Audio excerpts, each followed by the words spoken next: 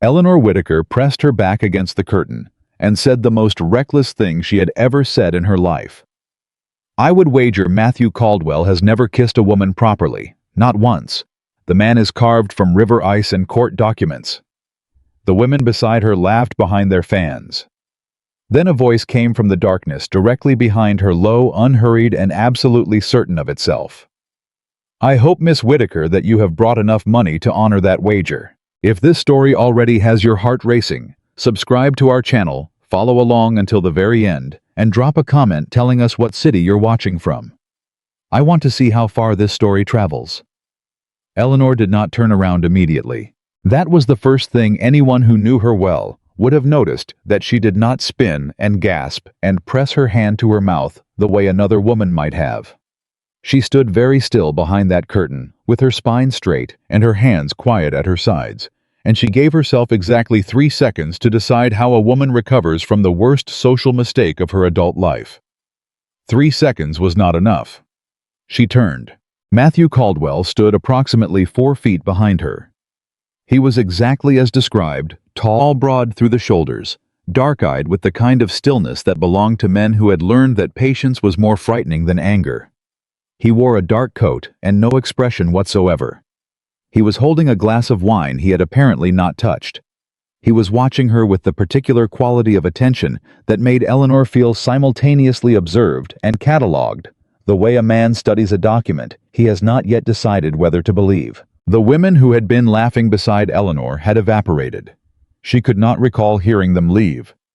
They had simply ceased to exist the moment Matthew Caldwell's voice had come out of the dark, which said something rather unflattering about the depth of their friendship. "Mr. Caldwell," Eleanor said. "Miss Whitaker," he said. The summer reception at the Hargrove estate was loud around them. Conversation and fiddle music, and the particular kind of laughter that happened when Richmond's respectable families gathered in warm weather with good wine and no immediate disasters visible on the horizon. Through the linen curtain at Eleanor's back, she could feel the heat from 100 candles and the press of 100 bodies, and none of it reached her. The space between herself and Matthew Caldwell had gone very quiet and very cold. "I believe," Matthew said with the unhurried quality of a man who had never needed to raise his voice to be heard, "that you were offering an assessment of my character." "I was speaking privately," Eleanor said. "You were speaking 4 feet from where I was standing." "I was not aware you were standing there." "No," he said. "I noticed." Eleanor met his eyes and held them. She had a choice, and she was aware of it with the sharp, unpleasant clarity that came from being caught without adequate preparation. She could apologize. She could laugh and pretend the entire incident was a charming misunderstanding. She could cry, though the notion turned her stomach. Or she could stand precisely where she was and say something true. "Then I owe you an acknowledgement," she said, "that the remark was unkind. I do not owe you a pretense that I did not mean any part of it." Matthew tilted his head approximately 1 degree. It was not a concession. It was the gesture of a man who has encountered an unexpected answer and is revising his expectations accordingly. "You believe I am incapable of warmth," he said. "I believe," Eleanor said carefully, "that you have made your reputation as a cold man, and that you have made no effort to correct it, which suggests either that the reputation is accurate or that it serves your purposes. Either way, it does not recommend you as a man of feeling." "And a man of feeling," Matthew said, "is what you require." "I was not discussing requirements. I was making an observation." "Behind a curtain." "Behind a curtain," she agreed. Something shifted in his expression. Not quite amusement, but adjacent to it, the way a controlled man allows himself the outer edge of a reaction without committing to the whole of it. Eleanor noted the shift. She was good at reading people. Her mother had taught her that skill by example, spending 20 years reading a husband who communicated almost exclusively through silences and carefully worded letters. "Miss Whitaker," Matthew said, and his voice changed, dropped lower, lost the surface quality that had held it at the register of polite conversation. "I need to speak with you privately. Not here." Eleanor felt the change in her sternum before she processed it in her mind. Something had shifted in the air between them, and it had nothing to do with whatever faint, unwelcome warmth she had felt when she looked at him straight on for the first time. It was the kind of shift that arrived when a situation stopped being embarrassing and started being serious. "I am not in the habit of meeting men privately," she said. "I am aware of that," he said. "I am asking anyway." "On what grounds?" He reached into his coat and produced a folded paper. He did not open it. He held it between them at a height and angle that ensured Eleanor could see the seal and the signature without requiring her to take it from his hand. She recognized her brother's handwriting on the face of the document. She recognized the seal of a Baltimore lending firm she had never heard of. She recognized the number written in figures beside Nathaniel's signature, and that number was large enough that her vision went slightly white at the edges for a moment before she recovered herself. "There is a room at the end of the east corridor," Matthew said. "The door will be unlocked. I will wait 15 minutes. He pocketed the document. He picked up his wine glass. He walked away from her without looking back, moving through the crowd with the ease of a man who has never needed to excuse himself to anyone. The crowd parting around him, the way water parts around something solid and cold. Eleanor stood behind the curtain for a moment longer. Then she smoothed her skirts, fixed her expression, and walked to the east corridor. The room was a small study, shelves of books, a writing desk, a window overlooking the dark garden. Matthew was standing near the window when she came in. He had not lit additional candles. The single lamp on the desk threw enough light to read by, and not much more. Eleanor closed the door behind her. "Tell me what that document is," she said. "A debt agreement," Matthew said. "Your brother Nathaniel borrowed $9,000 from a private creditor in Baltimore named Silas Crane. He borrowed it 18 months ago. He has made 4 partial payments. The current outstanding balance is $7,400. Eleanor said nothing. She was doing mathematics in her head fast and ugly. $7,400 was more than the annual income of the Whitaker shipping warehouse. It was more than twice what her father earned in a year as a state senator. It was a sum that, if called in, suddenly would require the immediate sale of property, the warehouse, the farmland, possibly the house in Richmond. "How did he sign it?" she asked. Matthew looked at her steadily. "Your father's name appears on the document as co-signatory." "My father did not sign that document." "No," Matthew said. "He did not." The word forgery did not need to be said between them. It sat in the air of the room like smoke, undeniable and acrid. "Where is the original creditor now?" Eleanor asked. She was proud of how level her voice was. She was less proud of the fact that her hands had found each other behind her back and were holding on with more force than was strictly dignified. "Silas Crane sold the debt 3 weeks ago," Matthew said. "I purchased it." Eleanor looked at him for a long moment. "You purchased my brother's debt," she said. "Yes." "Why?" "Because Silas Crane has connections to men involved in smuggling," Matthew said. "And because the debt is connected to something larger than your brother's poor financial decisions." What could possibly be larger than a forged signature and $9,000? Matthew crossed the room to the desk and placed the document on it, then produced a second paper from his coat. This one, a list of names and dates, dense with notation. "Over the past 14 months, he said, confidential shipping schedules from your father's maritime committee have been disappearing. Routes for American merchant vessels departing from Norfolk and Baltimore. Routes that require your father's signature to access." Eleanor did not move. "3 ships have been taken by privateers," Matthew continued. 12 sailors are dead. The vessels that were taken were all sailing routes that had been in your father's committee records. "You are saying," Eleanor said slowly, "that someone in my father's office is giving American shipping information to foreign privateers." "I am saying that the evidence currently available points towards someone with access to your father's office correspondence. My brother works in that office." "Yes," Matthew said. She heard it then, not what he was saying, but what he was choosing not to say. The shape of the accusation. He was leaving unfinished out of what she suspected was not kindness, but rather strategy. "You believe Nathaniel is being blackmailed," she said. "You believe someone used the debt and the forged signature to force him to copy documents." Matthew was quiet for 3 seconds. Then he said, "That is the most charitable interpretation of the evidence, and the less charitable interpretation is not one I am prepared to offer without more information. But it exists. It exists, he said. Eleanor turned away from him. She walked to the far wall and stood there with her back to him for a moment, not because she needed to compose herself. She thought with a kind of exhausted pride, remarkably composed, but because she needed to think without his eyes on her, without that precise assessing quality of attention that made her feel like she was being read in a language she could not quite understand.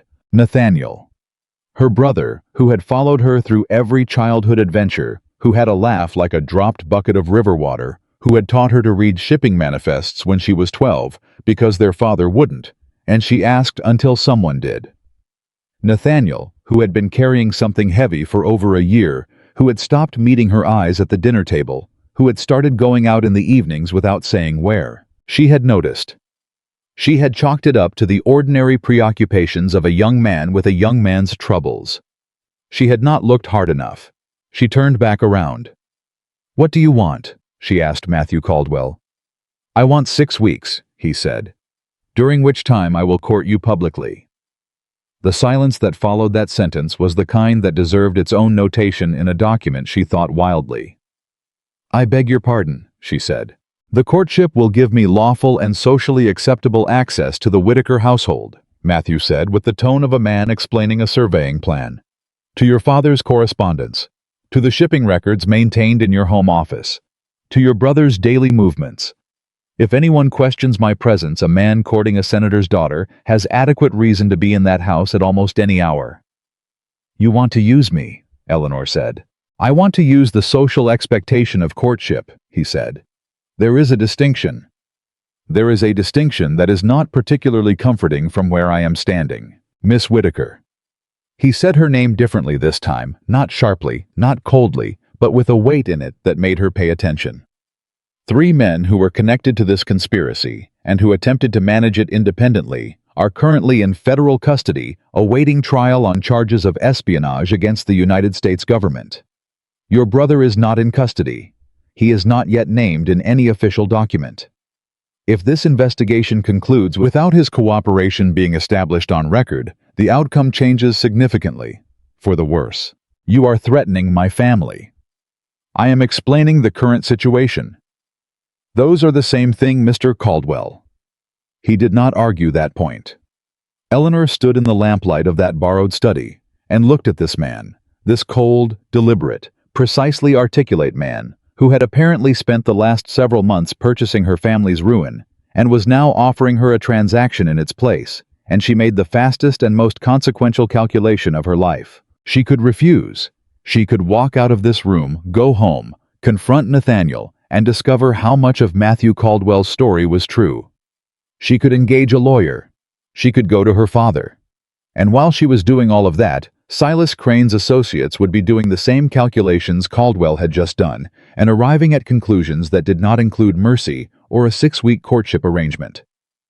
3 conditions, she said. Matthew's eyes changed, not dramatically, not enough for anyone less attentive to notice. But she was attentive. "Say them," he said. "First," Eleanor said, "you will not touch me without prior warning during private meetings. I understand that public courtship will require a degree of social performance. In private, you will ask before you act." Agreed. "Second, every piece of evidence you find in that house you share with me. Not summaries, not your conclusions, the actual evidence." He paused for half a second. "Agreed." "Third," Eleanor said, "before you turn my brother over to any federal authority, he gets the opportunity to confess on his own terms. He walks in voluntarily or not, until every other option has failed." The pause that followed was long enough to be its own kind of answer. "I cannot promise that," Matthew said. "If the timeline of the investigation requires action before your brother is ready to—" "Then we have no agreement," Eleanor said. She watched him. He watched her. "I will do everything in my power to allow your brother that opportunity," he said finally. "I cannot promise what falls outside my power. That is the honest answer." "It is not the answer I asked for." "No," he said. "But it is the true one." She thought about that for longer than she probably should have. Fine, she said. 6 weeks. Do not mistake my agreement for approval. I have not mistaken anything about you yet. Miss Whitaker, he said, and there was something in the way he said it that she decided she was not going to examine closely right now. I will call on your father tomorrow morning. He will be suspicious. Most men who are worth anything are suspicious of me, Matthew said, picking up his wine from the desk, where he had apparently set it at some point while she wasn't watching. I find it useful. When Eleanor returned to the reception, she took a glass of lemonade from a passing tray and stood near the far end of the room and took a long, slow breath. Abigail Monroe materialized beside her within 30 seconds. Abigail had a gift for appearing when she was needed, which Eleanor had always found simultaneously convenient and slightly alarming. You were gone quite a while, Abigail said. I was. You have a look on your face, Abigail said. What kind of look? The kind you had when you were 16 and you figured out that old Prescott was charging your father double for warehouse rope and you hadn't decided yet how to tell him. That is an oddly specific recollection. You are my oldest friend, and I have catalogued all your expressions, Abigail said. Eleanor, what happened? Before Eleanor could answer, the quality of the air in the room shifted. Abigail noticed it first because she was facing the center of the room. She went slightly still beside Eleanor the way a bird goes still before it decides whether to fly. Eleanor turned. Matthew Caldwell was crossing the floor toward her. He moved with the unhurried certainty of a man who had already made every calculation the room required, and the crowd responded to him, the same way it always responded, parting, turning, lowering their voices slightly as he passed. He was not the wealthiest man in the room. He was not the most senior in political office. He was simply the man whose presence changed the temperature. He stopped in front of Eleanor. Miss Whitaker, he said, would you honor me with the next dance? The entire surrounding conversation paused. Matthew Caldwell did not dance. This was known. This was as fixed a feature of Richmond social knowledge as the height of the James River in July, or the tendency of the Hargrove house to run out of good wine by 10 o'clock. Matthew Caldwell attended functions when business required it, declined introductions to eligible women with mechanical politeness, and left as soon as professional decorum allowed. I was standing in the Hargrove drawing room, asking Eleanor Whitaker to dance, and every person within 20 feet of them was conducting their own frantic reassessment of everything they thought they knew. Eleanor smiled. It was not a warm smile. It was the smile of a woman who has agreed to a performance and is committed to the role. I would be delighted, she said. She took his arm. You did not warn me, she said quietly as they walked to the floor. The warning was implicit in the conversation we just had, he said. The conversation in which you gave me approximately 5 minutes to agree to a significant life alteration does not constitute warning. You agreed, he said. Under duress. You drove a 3-condition negotiation, he said. Women under duress do not negotiate, they comply. Eleanor glanced up at him sideways. He was looking straight ahead at the dance floor with that unreadable face. That, she said quietly, is the most interesting compliment I have ever received. He said nothing. But the arm beneath her hand shifted fractionally, settling her hand more securely, and Eleanor thought that perhaps Matthew Caldwell's emotional range was simply pitched at a frequency most people did not have the instruments to detect. They danced. He was, she discovered with some annoyance, a perfectly competent dancer, not showy, not mechanical, but present in the music in the way that certain men were present in physical space, generally with a certainty that left no room for uncertainty in the people around them. Across the room she caught sight of Gideon Mercer. He was a handsome man of about 50, broad-faced and warm in manner, with the kind of generous laugh and easy social grace that made people trust him instinctively. He had been her father's friend for 15 years. He had bounced Nathaniel on his knee when Nathaniel was 6 years old. He brought Eleanor's mother flowers every time he visited in the 3 years before her mother died. He was watching Matthew and Eleanor dance, and his expression was pleasant and still and completely unreadable. Then his eyes moved from Eleanor to Matthew, and something in them changed, a tightening so brief that Eleanor almost didn't catch it. She caught it. She filed it away. The ride home was quiet. Eleanor sat across from her father in the family carriage and watched him review a sheaf of committee correspondence by the light of the carriage lamp. And she thought about everything Matthew Caldwell had told her, and she thought about Nathaniel's handwriting on a debt agreement, and she thought about 12 dead sailors on 3 confiscated ships. Her father looked up. "You danced with Caldwell tonight." "I did." "Surprising," Senator Jonathan Whitaker said. He had a scholar's face, thin, precise, perpetually, slightly preoccupied, as if the greater part of his attention was permanently allocated to considerations more demanding than the present moment. He asked. "He has never asked anyone anything of that nature in public memory," her father said. "What did he say to you?" "He expressed interest in calling on me," Eleanor said. Her father studied her for a moment. He had always been better at reading documents than people. This was not a flaw. She held against him exactly, but it was a feature of his character that had shaped her childhood in ways she still felt around the edges of her adult life. "He is not a comfortable man," her father said finally. "No," Eleanor agreed. "Be careful."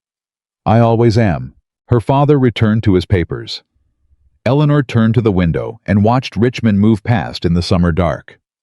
Nathaniel's room was at the end of the second-floor corridor, past the linen closet and the small room that had been their mother's private sitting room and had been closed and unused for 4 years. Eleanor had not intended to stop at his door. She had intended to go directly to her own room and think for as long as it took to think clearly. But the light under Nathaniel's door was still burning at 11:30, and she stopped. She pushed the door open without knocking, which was not gracious, but grace had not been her primary operating mode for the past 3 hours. Nathaniel was standing by the window with his coat still on, his hat still in his hand, as if he had just come in. He turned when she entered, and she saw it immediately.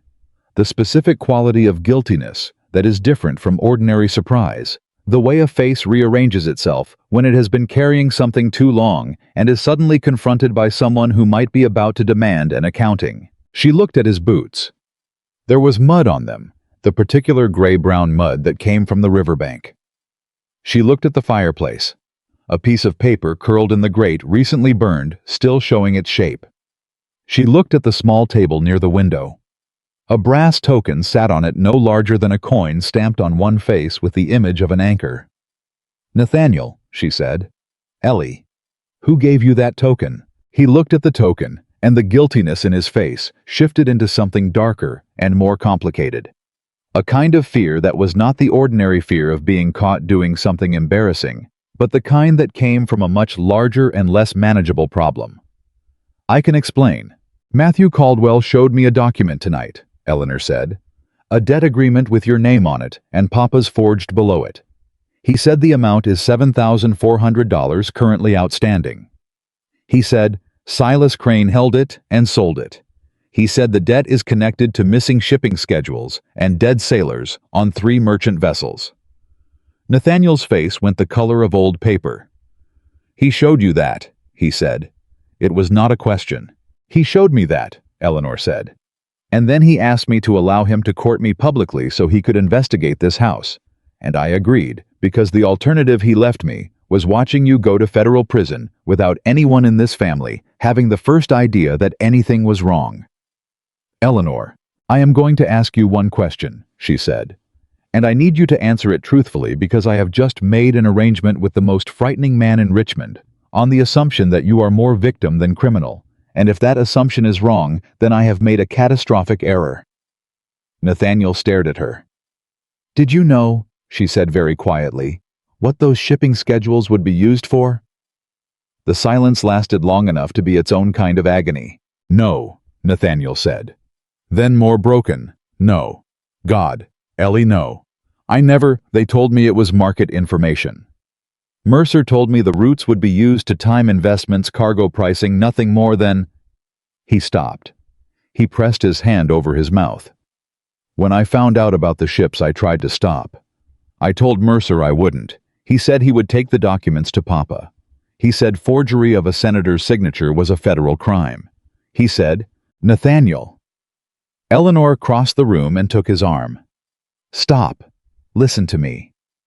He was shaking, she realized. Her brother, who had taught her to read manifests and argued with her about everything for 23 years, and never once in her memory actually cried, was shaking in his overcoat at 11:30, with river mud on his boots. "You need to tell me everything," she said. "Everything. From the beginning. All of it." "If I tell you everything," she said again. He sat down on the edge of his bed. He was quiet for a long moment. Then he said, "It started about 2 years ago, when we lost the Henderson cargo. You remember the Henderson cargo?" "Yes."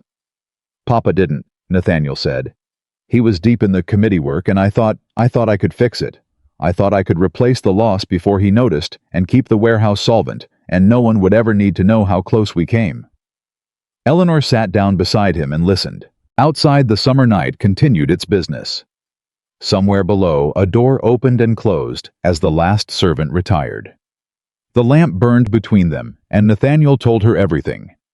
The loans, Silas Crane, Gideon Mercer's patient, generous, systematic transformation from trusted family friend into something that occupied Eleanor's mind now with the particular cold weight of a threat that has been standing in your own parlor for years, drinking your father's wine and calling you by your given name. When he finished, Eleanor sat quietly for a moment.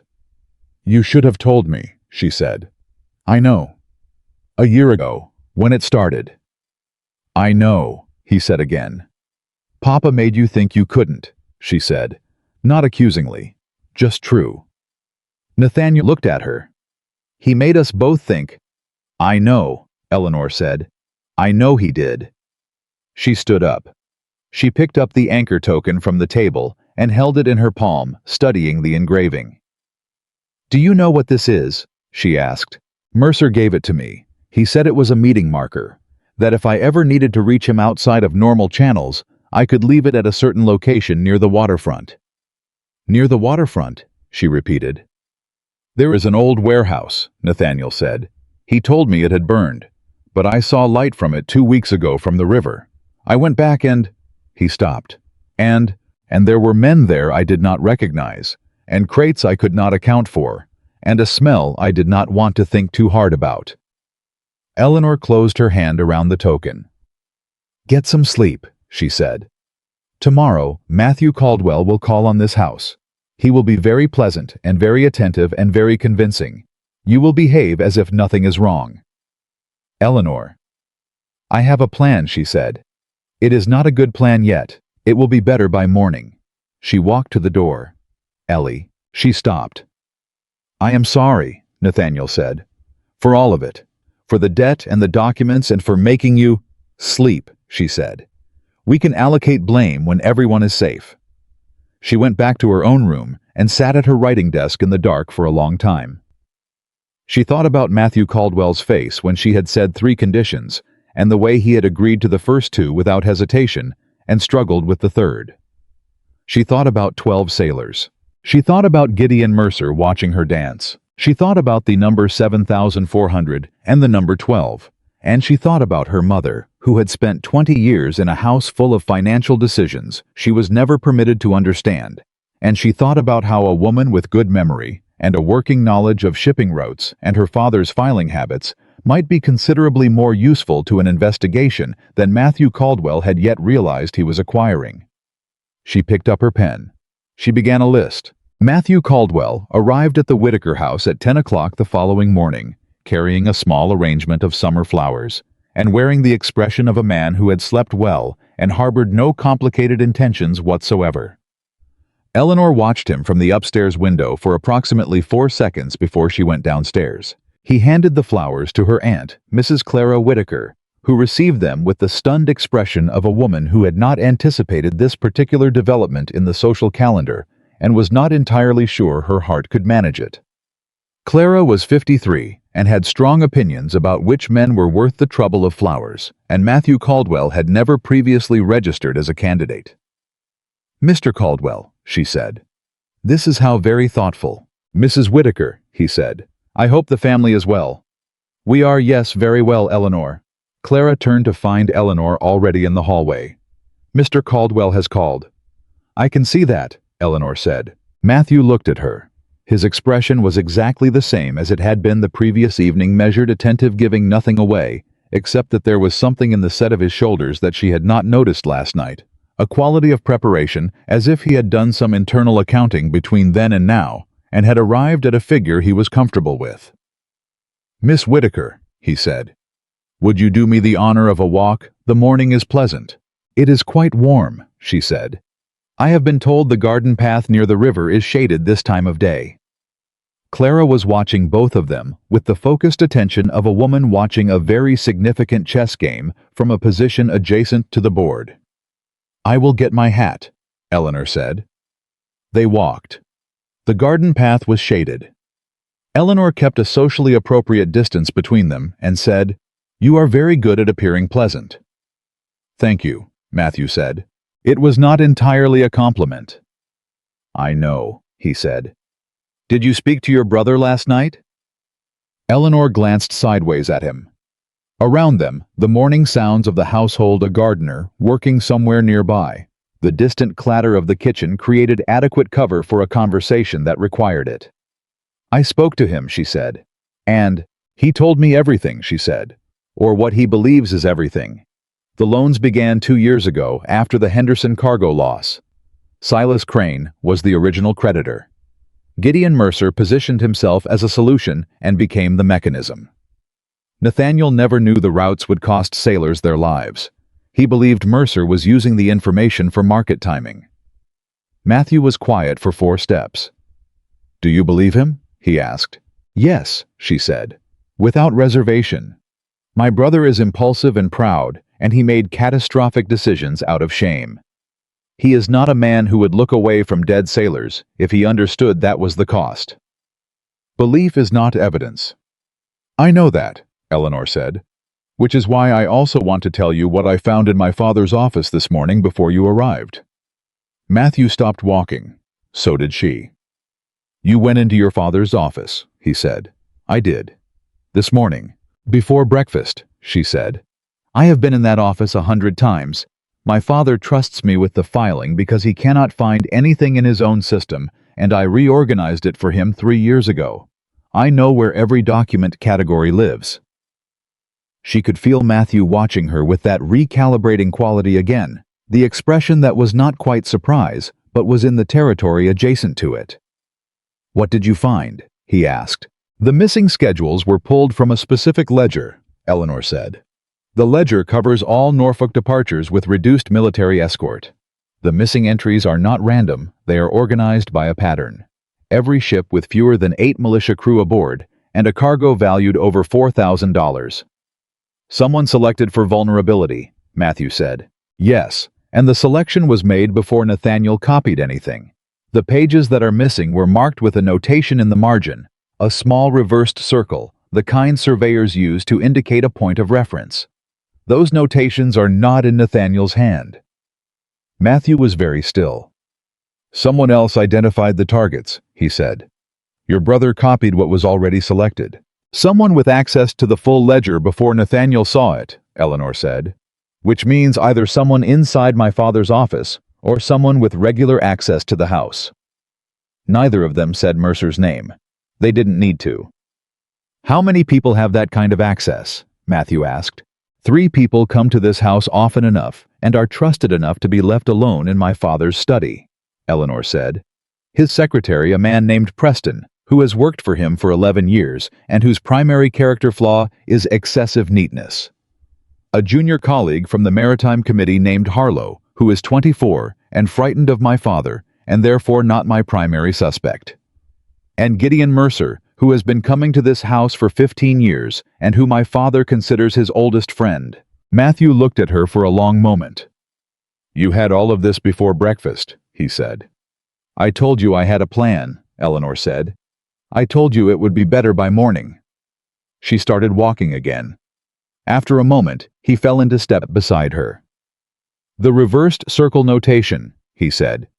"Do you know if it appears in any other documents in the office?" "I looked," Eleanor said. "It appears on 3 other items. 2 are draft letters regarding contract negotiations with a Baltimore shipping firm. One is a memorandum regarding federal inspection schedules for private warehouses along the James River. Matthew exhaled slowly. It was the first involuntary response she had observed from him, and she noted it. Federal inspection schedules, he said. Yes.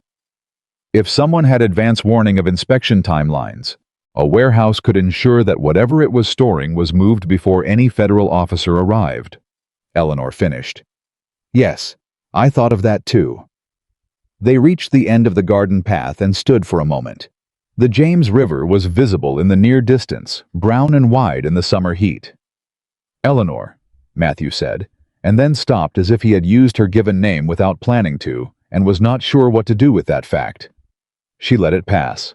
There is something else, she said. Nathaniel mentioned a warehouse. He said Mercer told him it had burned months ago, but Nathaniel saw light from it 2 weeks ago, when he was on the river. He went back and found men he didn't recognize, and crates he couldn't account for. Do you know which warehouse? I have a strong suspicion, Eleanor said. There is a storage property near the Shaco landing that my father's committee flagged for inspection 14 months ago, and then removed from the inspection list. The removal is noted in a margin memorandum. The notation removing it from the list is not in my father's handwriting. Matthew turned and looked at her fully. It was the first time he had looked at her without any of the careful management of expression that characterized every interaction they had had, without the controlled assessment, without the professional distance.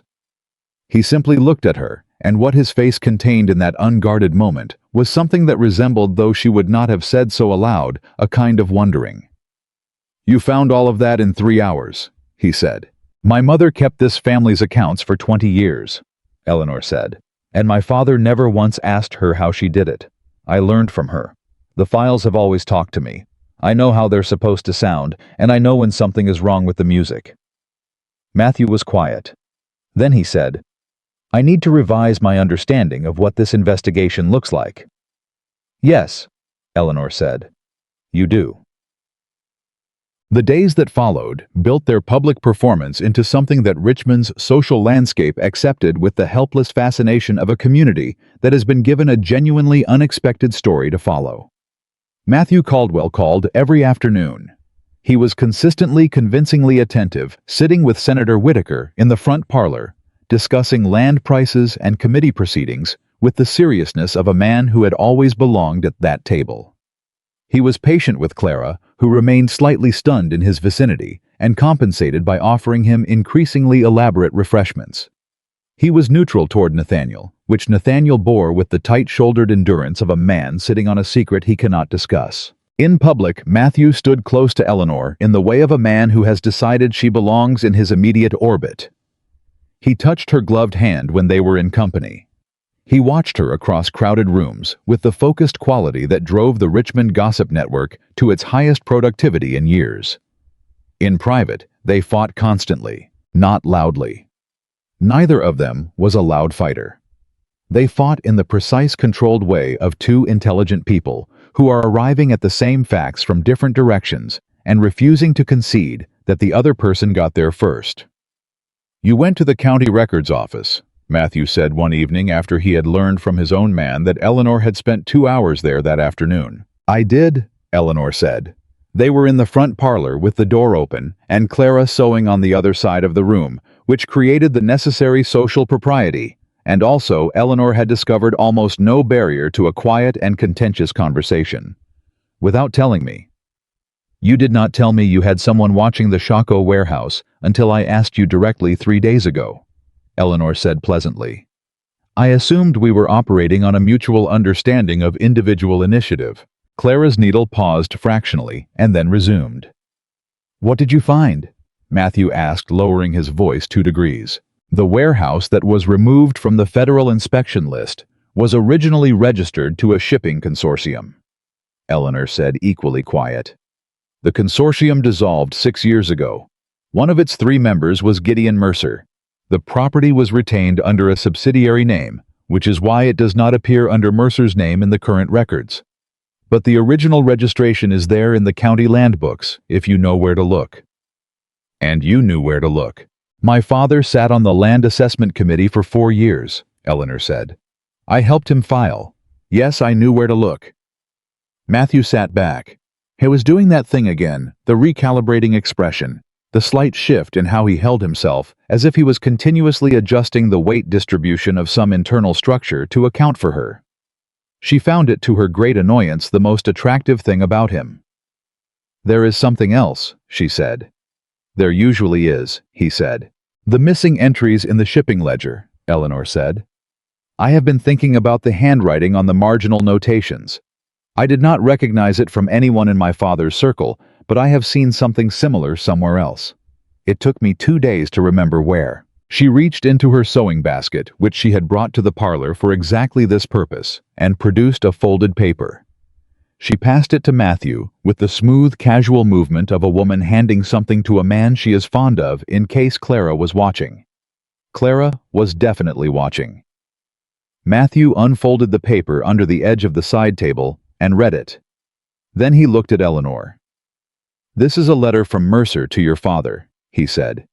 "Dated 3 years ago. Look at the way he writes his lowercase r," Eleanor said. "Then look at the photograph I had made of the margin notation." She passed him a second folded paper. He held them side by side. The lowercase r in both documents curved with the same distinctive leftward lean, the same slight thickening at the base. "It is not proof," Eleanor said. "I know that." "It is significant," Matthew said. "It connects him to the physical document." "I thought you would want to know." Matthew refolded both papers and put them inside his coat. When he looked at her, something in his expression had shifted again. Not the wondering she had seen in the garden, but something harder to name, something that sat closer to the center of him. "You are considerably more dangerous than I anticipated," he said. "Most people make that mistake," Eleanor said calmly, and picked up her sewing. It was on the 4th day of the 2nd week that Gideon Mercer came to dinner. He arrived with a bottle of good Madeira and a broad, warm smile, and the ease of a man who has never found any room unwelcoming. He embraced Senator Whitaker with the affection of long friendship. He bowed over Clara's hand. He shook Nathaniel's with the particular firm heartiness of a man performing unconcern. He kissed Eleanor's cheek as he always had, and smelled of bay rum, and something Eleanor could no longer quite separate from the knowledge of what he was. Matthew was not present.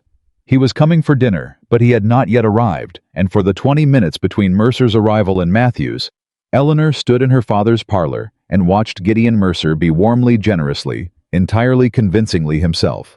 And she understood for the first time in her life what a truly skilled deceiver looked like from the inside. He was not cold. He was not calculating. He laughed at her father's stories and asked Nathaniel about the warehouse ledgers with the comfortable familiarity of a man who had known the boy since childhood and had no reason to expect that the conversation carried any weight. He complimented Clara's arrangements. He asked Eleanor about her reading. He was in every observable way a man who loved this family. When Matthew arrived, something changed in the room. Changed in the way that the presence of a second dangerous element in a contained space always changes the dynamic. Mercer rose to greet him with the smile fully intact and the eyes a degree cooler than the rest of his face. "Caldwell," he said. "I had heard the news, of course. The whole of Richmond has heard the news. You have surprised us all." "I have a tendency to," Matthew said. They shook hands. Eleanor watched both their grips and both their eyes, and neither gave her anything except the confirmation that these were two men who already knew each other better than the social performance in her father's parlor was designed to reveal. At dinner, Mercer talked about shipping losses and federal policy, and the difficulty of operating honest commerce in the aftermath of the war. He was eloquent and persuasive and genuinely believed Eleanor thought at some level of himself every word he was saying. Across the table, Matthew ate his dinner and said very little and watched. Mercer raised his glass at one point and said, "The real problem, Caldwell, is that men like your family and mine built this country's commerce before there was any government to speak of, and now we are told that federal oversight is for our protection. Forgive me if I find that difficult to accept." "Oversight has costs," Matthew said. "So does its absence. We have seen both." Something moved in Mercer's eyes. "Indeed we have," he said. "Indeed we have." After dinner, when the men remained at the table, and Eleanor and Clara withdrew in the expected fashion, Eleanor went directly to the hallway rather than the sitting room, and she stood in the hallway and listened, which was not dignified, but dignity was currently a lower priority than information. She heard Mercer say quietly, when the sound of the table conversation had settled, "I'll say plainly, Whitaker, I have concerns about Caldwell's interest in this family. A man of his resources investigating a courtship at this stage of his life, I have heard things." She heard her father say carefully, "What sort of things?" "That he is not in Richmond for personal reasons," Mercer said. "That his interest in your Eleanor is a pretext. That he has been asking questions about your committee correspondence in certain quarters where questions of that nature carry implications." A pause. "I think you deserve to know," Mercer said, as an old friend. Eleanor walked very quietly back to the sitting room and sat down and picked up the nearest available piece of needlework and held it without seeing it. How was moving? Mercer was moving against them, and he was doing it exactly the way he did everything, warmly, affectionately, with the complete conviction of a man performing a service for people he cared about. He was going to turn her father against Matthew. And if her father revoked his welcome, the investigation lost its primary access point, and Nathaniel's timeline contracted significantly. She needed to think faster. The conversation with her father happened the following morning before Matthew arrived. Senator Whitaker came to Eleanor's sitting room in the way he always came when he had something to say that he expected to be difficult, straightening the things on her writing desk first, examining the titles on her shelf, giving the room time to settle around his discomfort before he committed to the subject. "Gideon raised some concerns last evening," he said. "About Matthew," Eleanor said. Her father turned and looked at her. "You heard." "I heard," she said. "I was in the hallway. I know it was not proper." "No," he said. "It was not." But there was less censure in his voice than she expected, which meant the morning had already given him sufficient time to develop his own doubts about Mercer's performance. "Papa," she said, "I need to tell you something about Gideon Mercer that will be difficult to hear." He sat down. She told him. Not everything. Not Nathaniel, not yet, because Nathaniel needed to be the one to do that, and she had promised herself she would give him the chance. But she told her father about the marginal notations, the county land records, the warehouse, the handwriting on the letter compared to the notation in the shipping ledger. When she finished, her father sat very still. "You are telling me," he said slowly, "that my oldest friend has been using my office and my son's financial desperation to supply American shipping information to privateers." "I am telling you what the documents suggest," Eleanor said. "Matthew is working with federal investigators. They are building the formal evidence. But yes, that is what the documents suggest." Her father was quiet for a very long time. When he spoke, his voice was level in the way that voices are level when they are covering something that has no level equivalent. "And Matthew Caldwell," he said. "You trust him?" Eleanor thought about the question seriously the way it deserved. "I trust his intentions in this investigation," she said. "I trust his competence. I trust his honesty. He will not tell me something untrue. He will simply not tell me things, which is a different problem that I am managing separately." Her father looked at her. "And beyond the investigation?" "That is a more complicated question," Eleanor said, "and not the one in front of us right now." He nodded slowly. Then he said something she had not expected. "Your mother would have found all of this in the first week." It was the most direct acknowledgement he had ever made of her mother's intelligence and his failure to make use of it, and it arrived so quietly and so plainly that Eleanor had to press her lips together for a moment before she trusted herself to answer. "Yes," she said. She would have. He stood up. "I will not tell Mercer anything further," he said, "and I will allow Caldwell to continue." He started for the door, then stopped. "Eleanor," he said without turning, "I am aware that I have not always made it easy for you to come to me with difficult things. I want you to know that I am aware of it." She said nothing. He left. She sat with that for a long time. Matthew arrived at noon, and she told him everything immediately, including Mercer's warning to her father and her father's response. Matthew listened without interrupting, which she had learned by now was what he did when the information was important enough that he was not willing to miss any of it by talking over it. When she finished, he said, "Mercer is accelerating." "Yes," she said. "He is feeling the pressure." "Which means he knows the investigation is close," Matthew said. "Which means he has someone watching this house." Eleanor had already thought of that. "The groom at the end of the street," she said. "He has been there every day this week. He changes his horse every other day, which is an unusual level of upkeep for a man doing nothing in particular." Matthew looked at her for a moment. Then he said, "I owe you an apology." She blinked. Of all the things she had expected him to say, that was not among them. "When I brought you into this," he said, "I believed I was acquiring a social cover and a degree of access to documents. I did not. I underestimated what you would bring to the investigation itself. That was a failure of my assessment, and it has cost us time I could have used differently." It was a very precise apology. It was also, she thought, the most genuine thing he had said to her that was not directly related to evidence. "Thank you," she said. "You are not going to argue about it. You acknowledge the error directly," she said. Arguing would just be vanity at this point. The corner of his mouth moved. Not quite a smile, but the immediate antecedent of one. "The warehouse," he said, returning to business in the way he always did when something emotional had been allowed to sit in the open air for its permitted time. "I have a man watching it.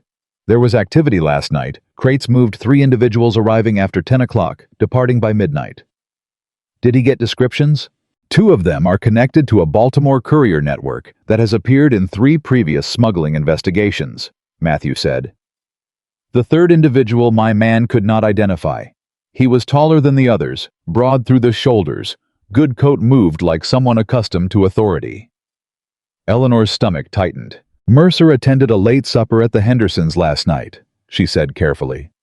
"I know because Clara mentioned it, but the Hendersons' supper would have ended by 9. Matthew looked at her. "That is not proof," she said. "No," he said. "But it is consistent." Nathaniel appeared in the doorway of the sitting room, which surprised them both. He had been avoiding any room that contained Matthew for 10 days, with the dedication of a man navigating a social situation that made his stomach hurt. His face was carrying that particular tight look he wore when he had decided to do something uncomfortable, and was committed to the decision, but not yet at peace with it. "I need to say something," Nathaniel said. "Sit down," Eleanor said. He sat. He looked at Matthew. Matthew waited. "There is a meeting," Nathaniel said. "Mercer told me before all of this, before I knew what it was. He said if I ever needed to reach him about the arrangement, there was a schedule. The 3rd Saturday of every month at the warehouse, for the next exchange." Matthew was entirely still. "The 3rd Saturday of this month," Eleanor said. "Is in 4 days," Matthew said. Nathaniel nodded. "I did not know how to tell you. I did not know if telling you would—" He stopped. "I am tired," he said in a voice that was younger than his face. "I am very tired of carrying this." Matthew looked at Nathaniel for a long moment, not with contempt, not with the prosecutorial calculation Eleanor had braced herself for. He looked at him with something that was closer to recognition, the expression of a man who understands what it costs to carry something alone for longer than it should have been carried. "You did the right thing telling us," Matthew said. "It matters." Nathaniel exhaled something that had been held for a long time. Eleanor looked at Matthew. He was already thinking forward. She could see it working the timeline, mapping the 4 days, calculating what a warehouse meeting in 4 days meant for everything they had built and everything they still needed. She should have felt relieved that the end was beginning to take shape.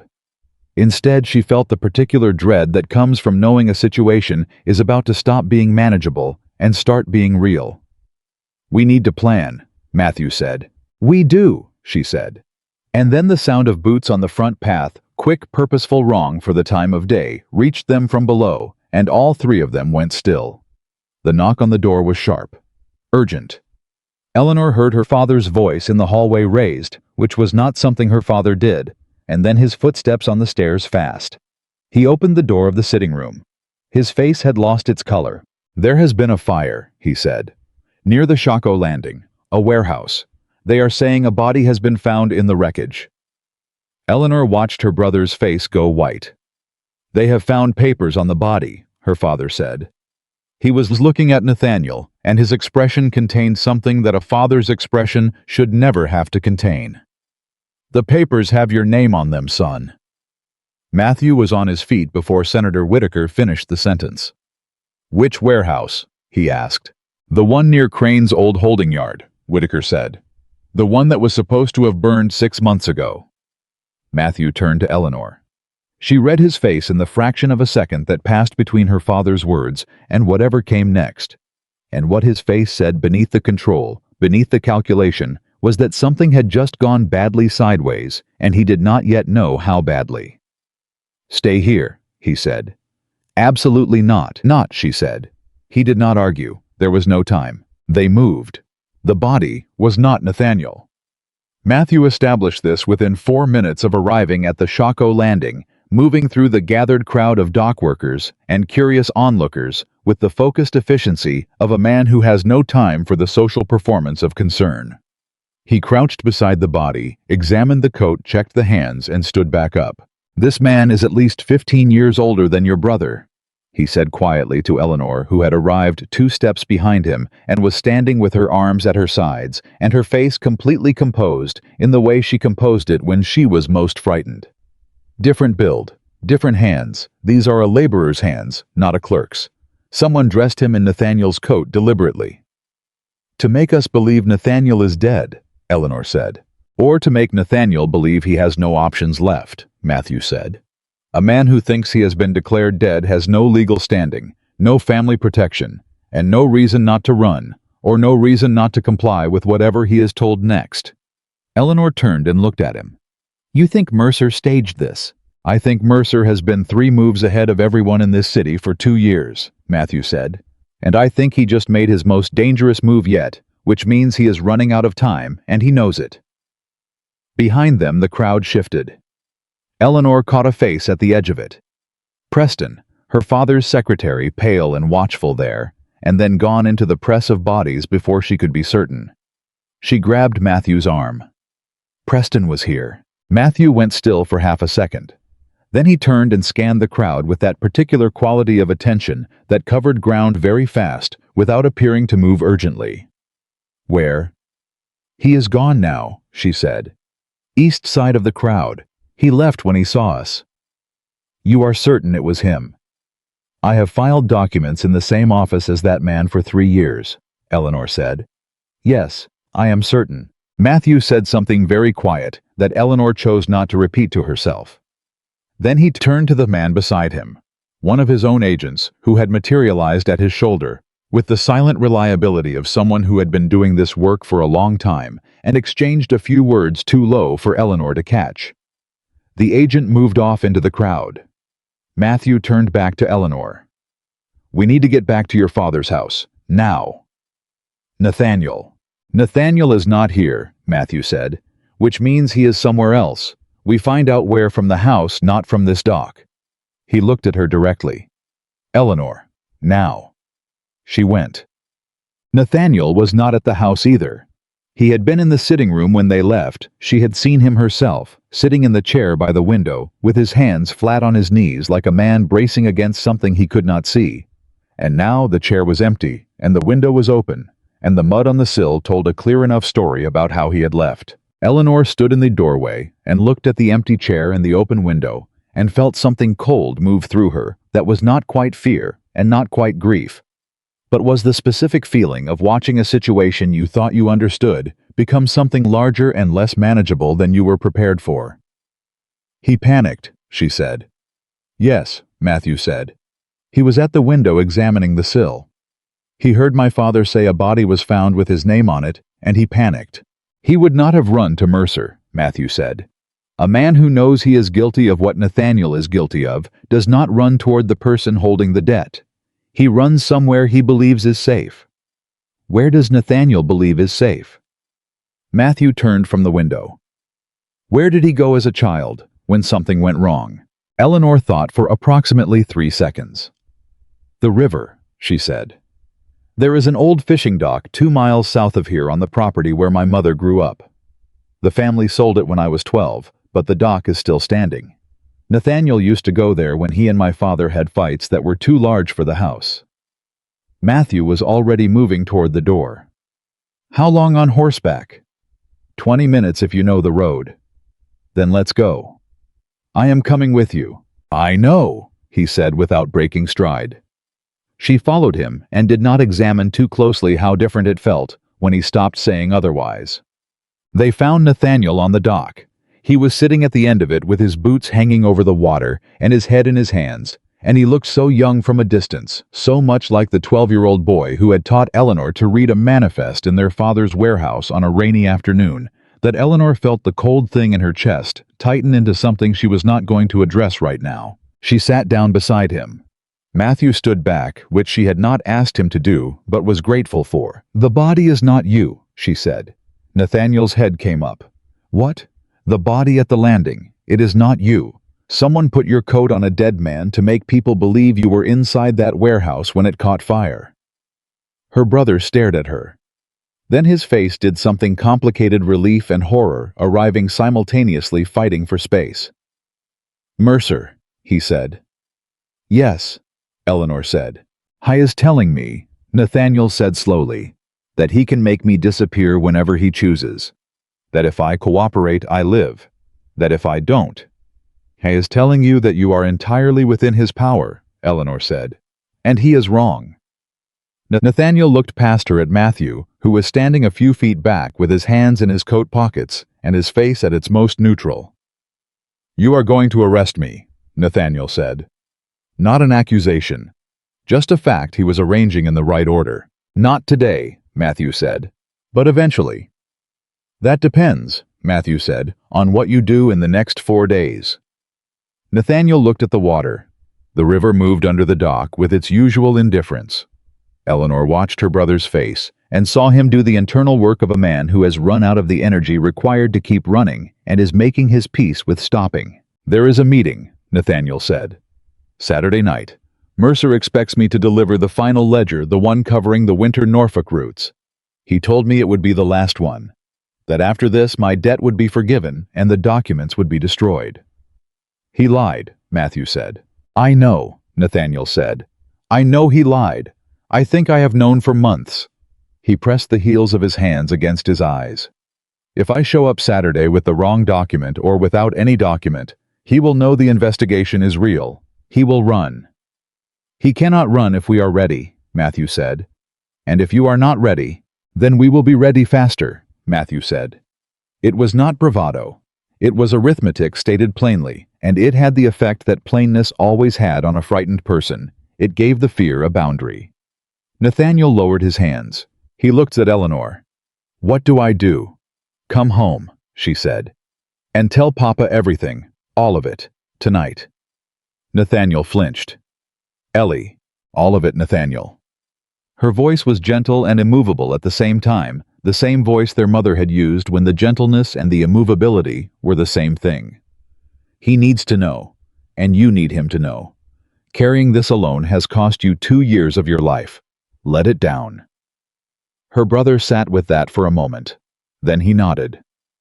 Senator Jonathan Whitaker listened to his son's full confession in the front parlor of the Richmond house with Matthew seated to one side and Eleanor on the other, and Clara nowhere in evidence, because Eleanor had quietly ensured she was occupied elsewhere. He listened without interruption for the full length of it.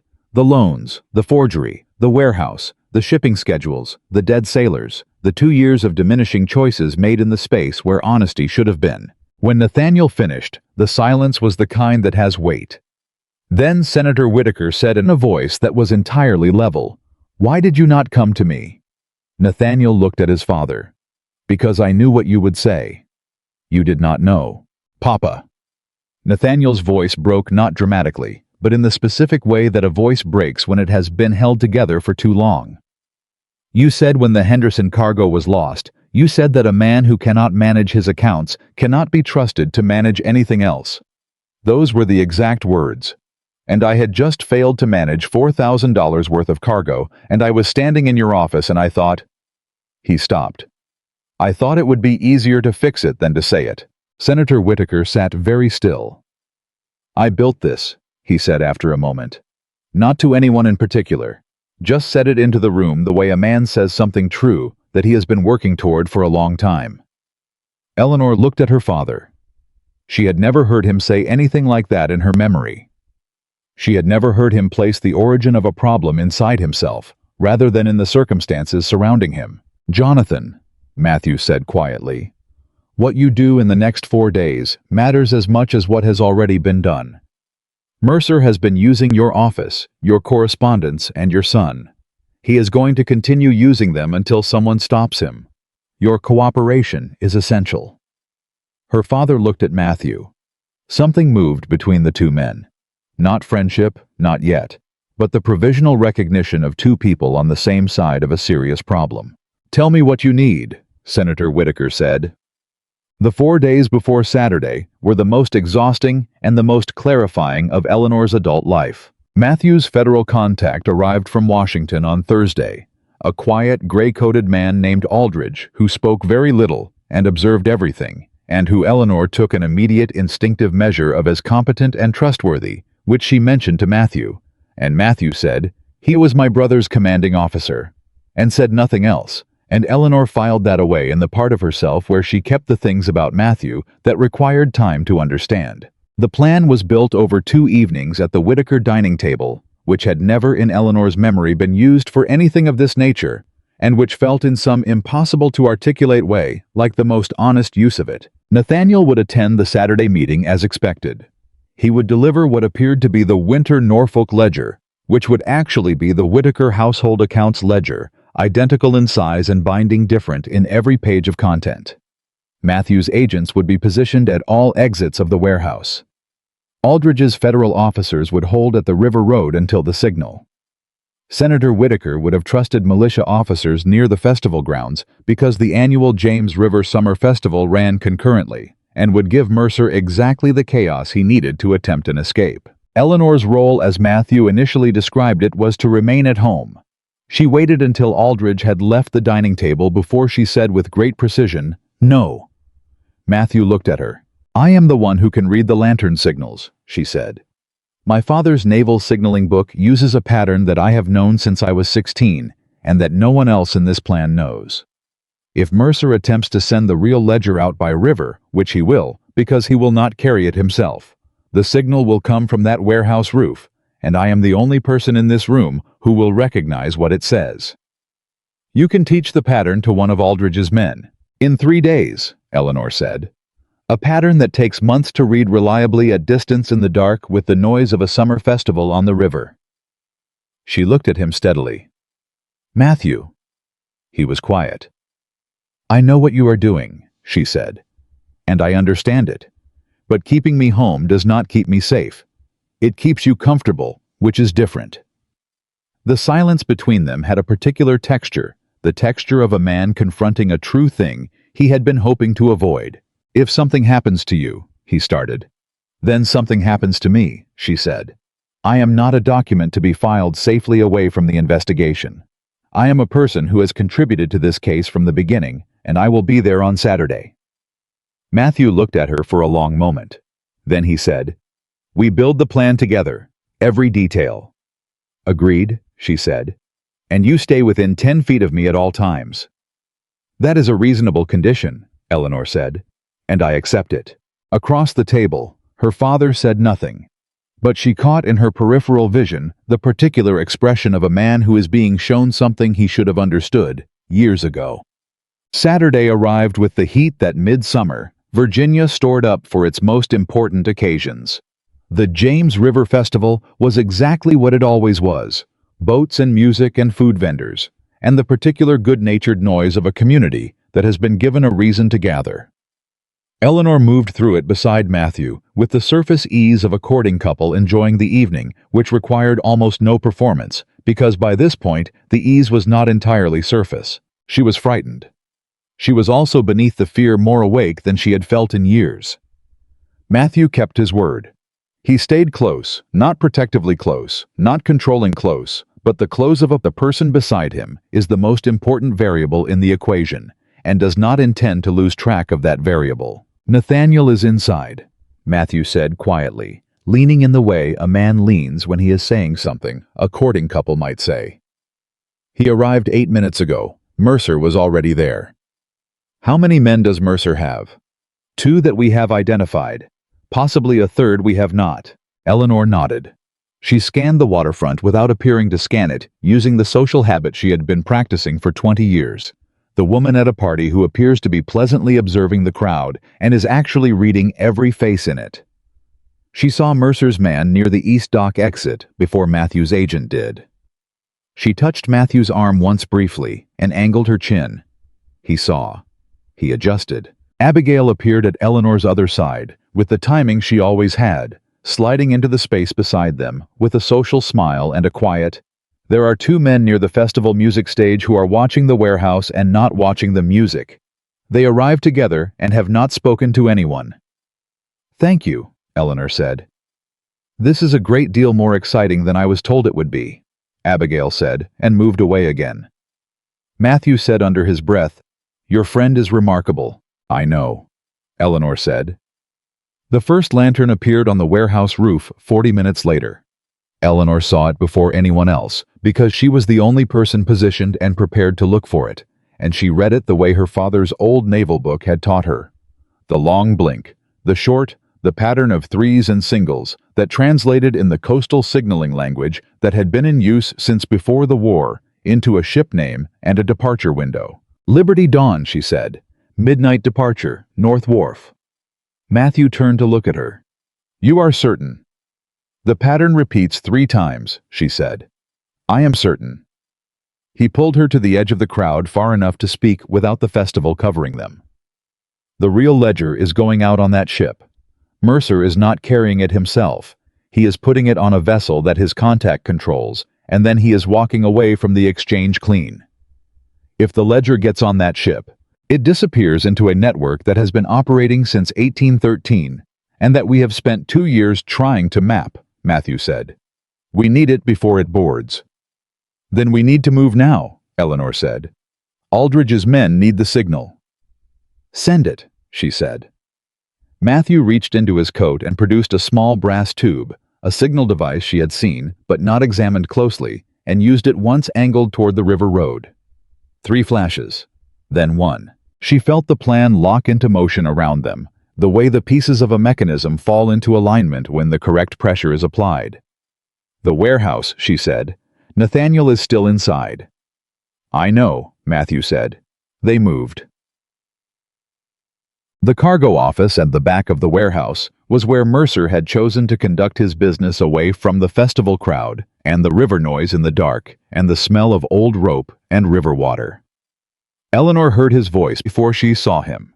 That warm, carrying voice that she had been hearing in her father's parlor for 15 years, and that now had a quality to it she could not unhear, like a chord played correctly in a key she had not realized was wrong. "Nathaniel, my boy." Patient. Almost fond. "I have been very patient with this family, more patient than most men would have been. You understand that?" She and Matthew were at the side entrance, a narrow door left deliberately unlocked by Matthew's agent 3 hours earlier. Matthew went through first, and she followed, and they were inside and in the shadows before Mercer's eyes could adjust from the lamp he was holding. Nathaniel was standing at the far end of the space with his hands at his sides, and his face doing the thing Eleanor recognized as the face he made when he was deciding whether to tell the truth, a particular set to his jaw, a stillness that she had been reading her entire life. He had the false ledger in his hands. Mercer had 2 men behind him. One of them Eleanor had never seen. The other was Preston, her father's secretary, pale and sweating, and looking like a man who has been doing one thing for years and has abruptly understood that the thing has become considerably larger than he was told it would be. Matthew said from the shadows, "Mr. Mercer." The room changed completely. Mercer turned. He was good even in that moment. He was good, the adjustment of his expression taking less than a second. The voice coming out steady when he said, "Caldwell, I had wondered when you would stop pretending." "I was never pretending," Matthew said, stepping into the lamp's range. "That was your particular skill, not mine." Mercer looked at Eleanor. Something moved in his face that was almost grief, almost she thought genuine the way grief can be genuine in a man who has done terrible things and has not entirely lost the ability to feel the weight of them. "Eleanor," he said, "I hope you understand that nothing I have done was intended to harm your family." 12 sailors are dead, she said. Their families might understand it differently. Mercer's face closed. The government abandoned merchants after the war, he said. Men like your father sat on committees and wrote policy while businesses like mine collapsed. I took what I was owed. You took what you decided you were owed, Matthew said. There is a difference. Is there? Mercer said. A man like you, wealthy since birth, positioned since birth, never once having to watch something you built with your own hands disappear because powerful men change the rules. His voice had the conviction of someone who has rehearsed this argument for years, who has made it to himself in the dark, often enough that it has the texture of truth. You would not understand. My brother died. Matthew said, because someone sold his unit's supply route for money. He was 22 years old. He trusted the government he was serving to protect the information that kept him alive. Someone decided that the money was worth more than his life. His voice did not rise. It never rose. I understand more than you think. The silence that followed was the kind that lands like weight. Mercer looked at Matthew for a long moment. Then the calculation behind his eyes shifted. Eleanor watched it shift the way a man discards sentiment and returns to arithmetic when the arithmetic is all that is left. The ledger, he said to Nathaniel. Give me the ledger. Nathaniel did not move. Nathaniel. Mercer's voice dropped to the register of a patient man at the end of his patience. I have no interest in destroying your family. Give me the ledger and walk away from here, and this ends tonight. It does not end, Nathaniel said. His voice was steadier than Eleanor expected. It never ends. You told me once it would be the last time. You said that about the third schedule and the fourth and the winter routes. There is no last time with you. Mercer said something to the man behind him. Fast quiet.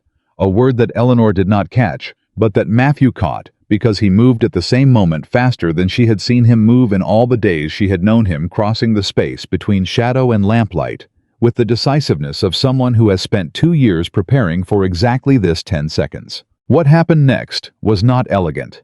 Elegance was not the point. Mercer's man went for a weapon at his coat. Matthew reached him before it cleared. Preston made a sound and stepped backward and hit the wall and slid down it with his hands over his face, which answered the question of whether he was dangerous or simply terrified. Nathaniel threw the false ledger directly into Mercer's face, not because it would stop him, but because it bought a second, and a second was enough. Eleanor saw the second coming, and she used it. There was a cargo hook on the wall beside her, the heavy iron kind used to move loaded crates, and she pulled it from its bracket and swung the chain attached to it into the space between Mercer and the door. It caught him at the knee. He went down. He did not go down quietly. Mercer was 50 years old and had the build of a man who had been physical all his working life, and he came back up with a fury in his face that had nothing gentle left in it. He had the real ledger in his hand. She did not understand when he had gotten it. She had not seen the exchange, and he was moving for the side door. Matthew, she said. Matthew was already there. The door opened outward, and Mercer hit it with his shoulder and came through onto the dock at the same moment that Senator Whitaker's militia arrived from the river road.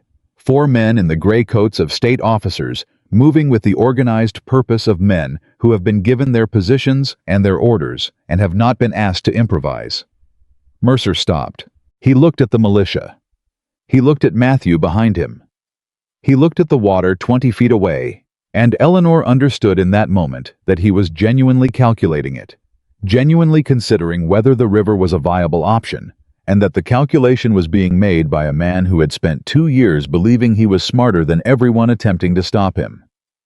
Gideon, Matthew said behind him. Quiet. Final. It is over. Mercer stood at the edge of the dock for 3 full seconds. Then his shoulders dropped. Not dramatically. Just let go of something the way a man puts down a weight he has been carrying for so long he forgot he was carrying it.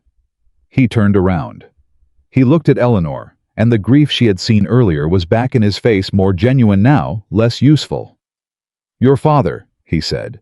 He was a good friend, I want you to know that mattered to me. Whatever else is true." Eleanor looked at him steadily. "If it had mattered enough," she said, "you would have left his son alone." Mercer had nothing to say to that. The militia took him. Eleanor stood on the dock with the James River at her back, and the festival noise carrying from upstream, and the summer dark, pressing in from all sides, and she watched Gideon Mercer, 15 years of Sunday dinners and birthday gifts, and her mother's funeral, and her father's confidences, become a man being walked toward accountability, and she felt nothing simple about it. She felt something complicated and layered and true, the kind of feeling that does not resolve into a single word. Nathaniel appeared beside her. He put his hand on her shoulder, and she let him. "The ledger," she said. "One of Aldridge's men took it from Mercer before he reached the dock," Matthew said from her other side. "The Liberty Dawn was boarded 20 minutes ago. The foreign contact aboard attempted to destroy the payment records. Nathaniel's partial copy of the original schedule was recovered." "Is it enough?" she asked. "It is more than enough," Matthew said. She exhaled. Nathaniel made a sound beside her. Not quite a laugh, not quite a sob. The sound of a man emerging from something he was not sure he would emerge from, blinking in the unfamiliar air of a problem that is still serious, but is no longer impossible. "I will need to confess formally," he said. It was not a question. "Yes," Matthew said. "But Aldridge will hear the full account of the coercion, and your cooperation tonight, the warning you gave us, the meeting you kept, it will be on record. That matters." Nathaniel nodded. He was still shaking slightly. Eleanor kept her hand over his, where it rested on her shoulder. "Papa is going to want to speak to you," she said. "I know. It will be terrible and necessary," she said. "And then it will be less terrible. And then it will be the thing that starts something different than what came before." Nathaniel looked at her. "You sound certain." "I am certain of Papa," she said. "I am less certain of the rest, but Papa I know." Matthew had moved a few steps away to speak with one of Aldridge's men. Eleanor watched him from where she stood. The set of his shoulders, the quality of his stillness, the way he listened to the man's report, with the complete attention he brought to everything he considered worth his attention. She had been watching him for weeks. She knew now the catalog of his expressions in a way she had not intended to acquire, and had acquired anyway. She knew the particular quality of his face when he was thinking about his brother. She knew the fractional change in his voice when something surprised him. She knew that he ate very little when he was working, and forgot to sleep, and repaired this with black coffee, and the particular grim determination of a man who has made himself responsible for too many things, and cannot figure out how to put any of them down. She knew which was the most inconvenient knowledge of all that he had looked at her in the garden at the dining table at the dock just now, with an expression that he did not have a name for and was not going to name, because naming it would require him to make a decision he had not yet made. Aldridge's man moved away. Matthew turned and found Eleanor watching him. He walked back to her. "Mercer's accounts will be formally examined by federal investigators beginning Monday," he said. "The consortium records from the county land office will need to be surrendered. Your father's office will require a full security review." "I know," she said. "Nathaniel's formal deposition will be taken by Aldridge on Monday as well. You should be there." "I intend to be." He looked at her. Then he said quietly, so that only she could hear it over the river and the distant festival music. "You replaced the ledger. Before we came in. I did not know you had done that." "You did not need to know before," she said. "I needed to be the one to know." "Eleanor." He said her name in the way he had started saying it, not accidentally, not as a correction, but as a weight he had decided to carry.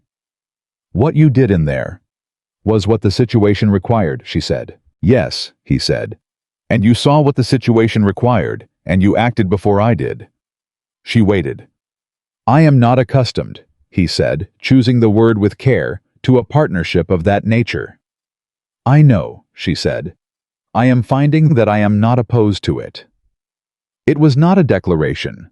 It was Matthew Caldwell making an honest accounting of something true in the only language he had for that kind of honesty, which was precise and unadorned and entirely sincere. Eleanor looked at him for a moment. "That," she said, "is the second most interesting thing you have ever said to me." What was the first? That I drove a three-condition negotiation, she said. I have not forgotten that.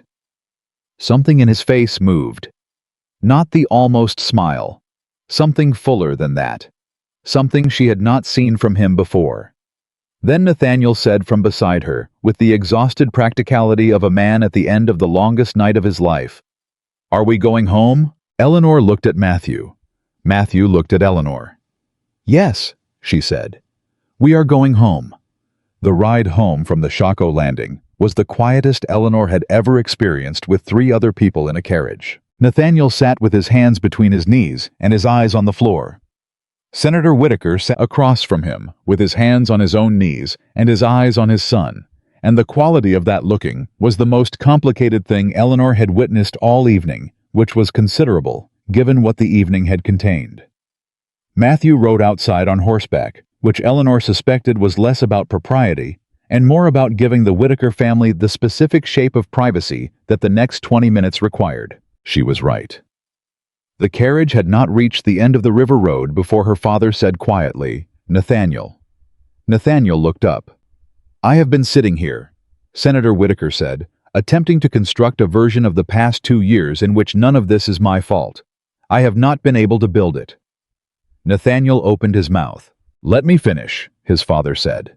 Not harshly, just with the particular quality of a man who has decided to say something true and needs to complete it before the impulse fails him. "I told you that a man who cannot manage his accounts cannot be trusted with anything else. I remember saying it. I said it, and I meant it, and I did not consider what it would cost you to hear it. That was wrong of me, son." The carriage moved through the night. Nathaniel's face was doing several things at once, none of which had simple names. "Papa," he said finally, "I should have come to you anyway." "Yes," Senator Whitaker said. "You should have, and I should have made it possible for you to do so." He paused. "Both of those things are true. I have been trying all evening to decide which one matters more, and I have concluded that they both matter the same amount, and that we do not have the luxury of assigning a winner." Nathaniel made a sound that was not quite a laugh and not quite anything else. "I am going to face federal investigators on Monday," he said. "I know. I may lose the warehouse entirely. I may—" He stopped. "I have embarrassed this family in ways that cannot be entirely repaired." "Some of them can," his father said. "We will find out which." Eleanor sat in the corner of the carriage and said nothing, and watched her father choose for perhaps the first time in her memory the conversation over the reputation. She thought about her mother. She thought about all the carriage rides her mother had taken in this same family coach with this same man, and all the things that had never been said in them, and she thought that 20 years was a long time to wait for a man to learn a thing, and that some lessons arrived too late to be useful to the people who needed them most. But Nathaniel was 28, and her father was 57, and too late for one was not the same as too late for the other. She held on to that. Monday arrived with the weight of consequence. Aldridge conducted Nathaniel's deposition in the front room of the federal offices on Main Street, with Matthew present as an official witness, and Eleanor present because she had stated plainly that she would be, and no one had found adequate grounds to refuse her. She sat in the back of the room, with her hands folded and her face composed, and listened to her brother give the full account of 2 years of escalating desperation, in a voice that shook at certain places and steadied at others, and she did not look away from him once. The deposition took 3 hours.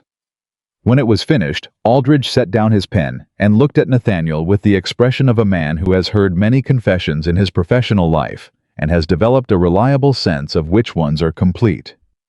"Mr. Whitaker," he said, "the coercion you have described and the evidence recovered at the warehouse and aboard the Liberty Dawn substantially corroborates your account.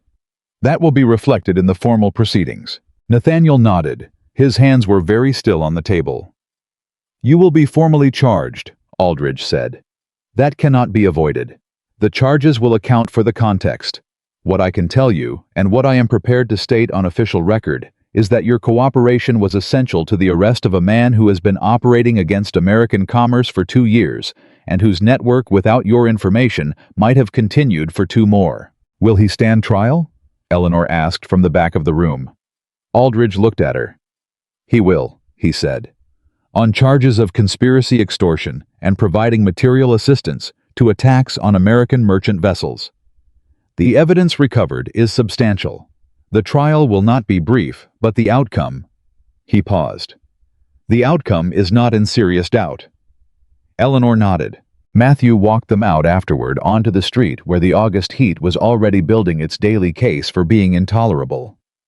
Nathaniel stood on the steps and breathed the outside air with the specific quality of a man who has just put something down that he was not sure he would ever be permitted to put down.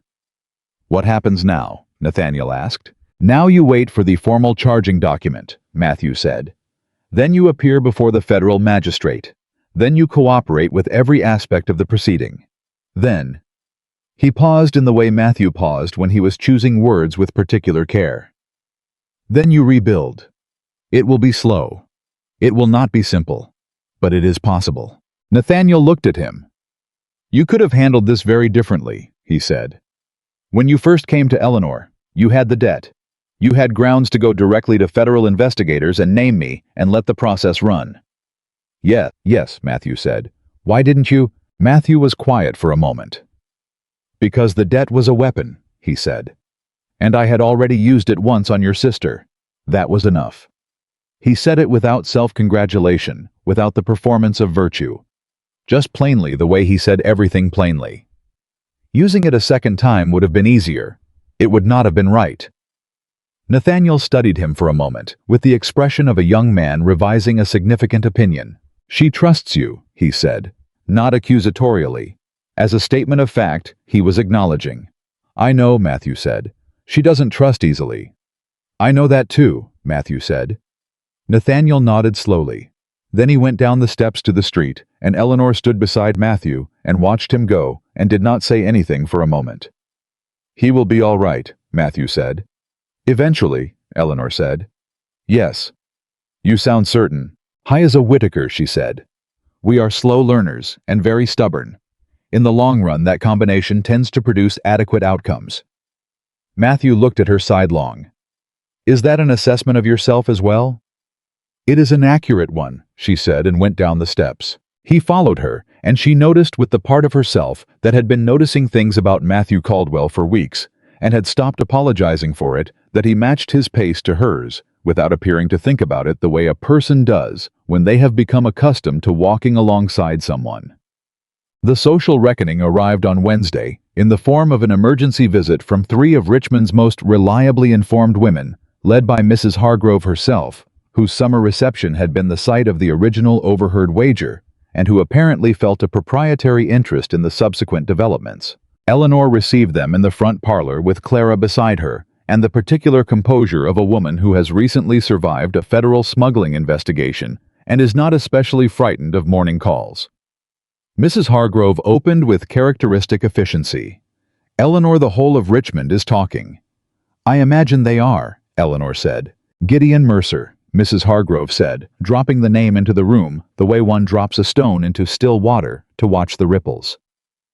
"Senator Whitaker's own office. Your brother." She paused. "Matthew Caldwell."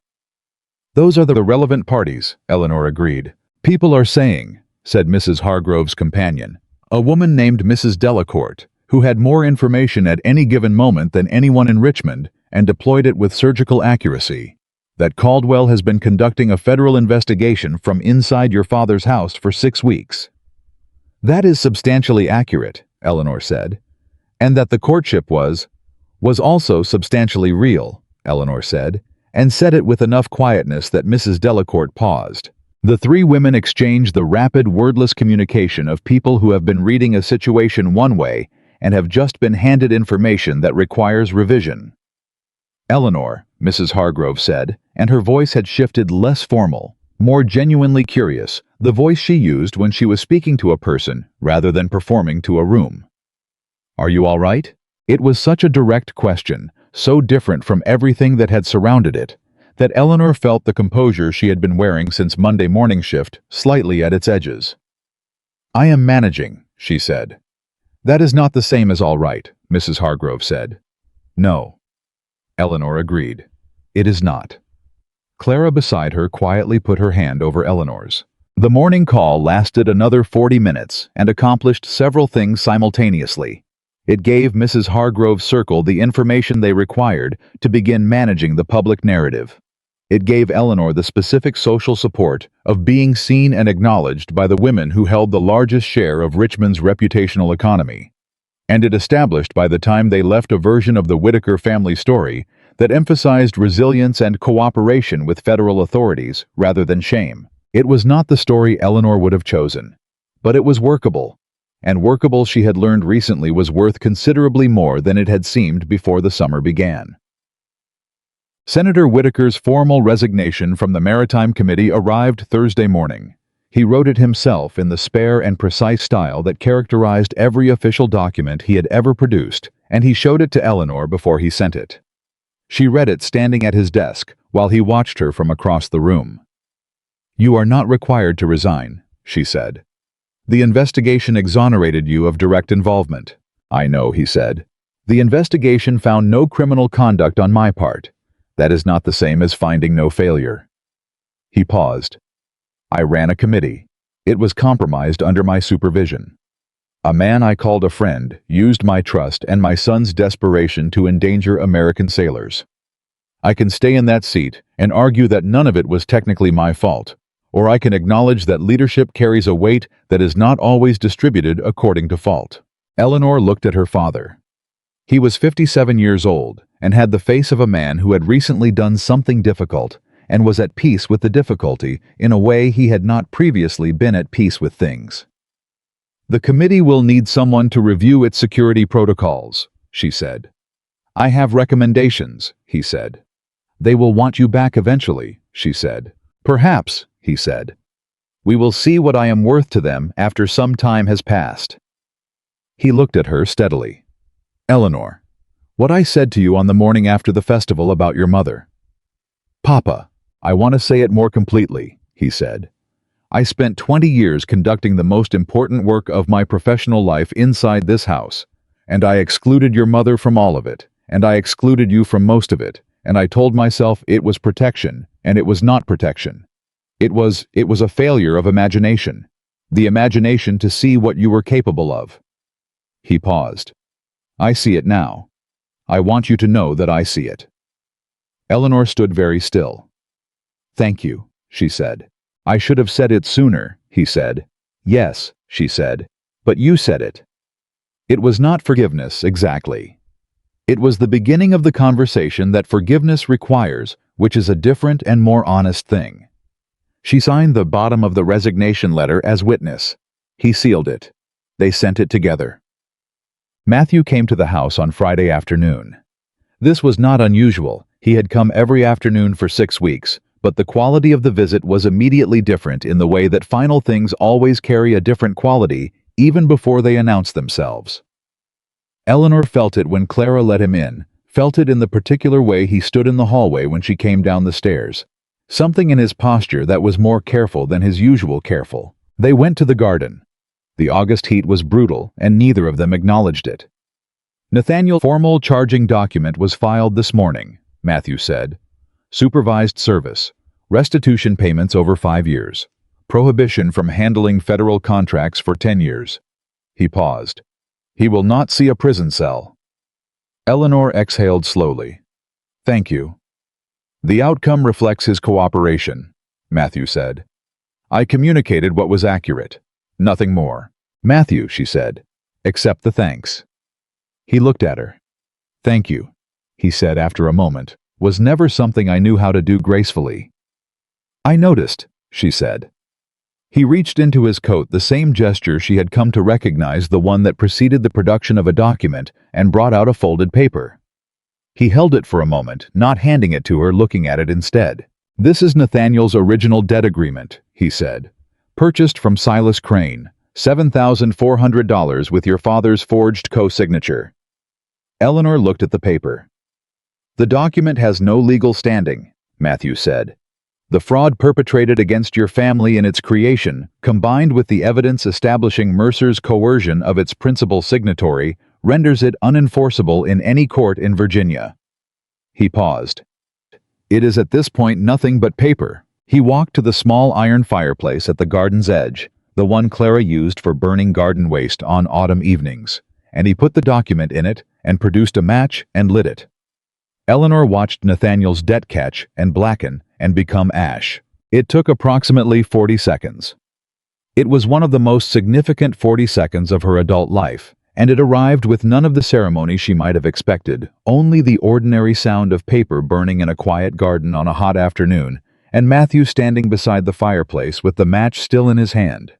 He turned around. "The courtship agreement," he said, "is also concluded. You are free of it." Eleanor looked at him. "The 6 weeks are long past," she said. "Yes," he said. "But I wanted to say it explicitly. You entered an arrangement under duress. That arrangement is now formally dissolved. You are under no obligation, social, financial, or otherwise, to continue any aspect of it." He said it precisely and carefully, and she understood exactly what he was doing. He was standing in her father's garden and dismantling every piece of leverage he had ever held over her one by one deliberately, so that when the conversation that was coming came, it arrived in a space that was entirely clear. She felt something shift in her chest, something that had been held at a particular careful angle for weeks, braced against the complexity of everything surrounding it, and that now, in the absence of the complexity, had room to settle into its actual shape. "I see what you are doing," she said. "I know," he said. "You are making certain that whatever I say next is entirely my own." "Yes," he said. She looked at him for a long moment.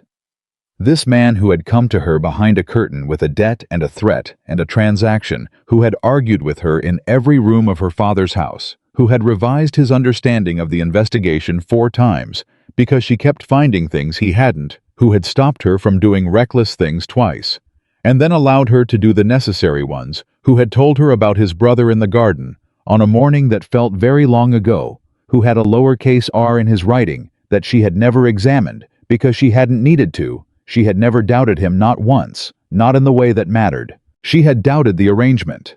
She had doubted his methods. She had doubted his assumptions about what she was capable of, and had systematically corrected every one of them. She had not doubted the man. "Matthew," she said, "I want to tell you something, and I want you to hear it without immediately turning it into an accounting problem." He blinked. It was very nearly the most human expression she had seen on him. "I do not. You turn everything into an accounting problem," she said, not unkindly. "You assign weights and balances, and you calculate the net position before you allow yourself to feel anything. I have watched you do it for 6 weeks. I have done it myself on occasion. I understand why." She paused. "But I am asking you to not do it for the next 2 minutes." He was quiet. He put the spent match down on the edge of the iron grate. "All right," he said. "I do not want to end this," Eleanor said. "The courtship, the arrangement, whatever name it carries, I do not want to end it. Not because I am grateful, and not because I am frightened, and not because of anything to do with debts or my family or what is expected. I want to continue because—" She paused, organizing the true thing into its accurate shape. "Because every room I have been in this summer has been more interesting than every room I was in before you came into them. Because you are the first person in my memory who looked at what I could do and wanted more of it instead of less. Because you have a way of being honest that is uncomfortable and necessary, and that I find I cannot do without." Matthew stood very still. "And," she said with the slight change in her voice that meant she was approaching something she was less certain of, "because I think you are in the same position and are currently engaged in calculating whether saying so constitutes an acceptable level of vulnerability."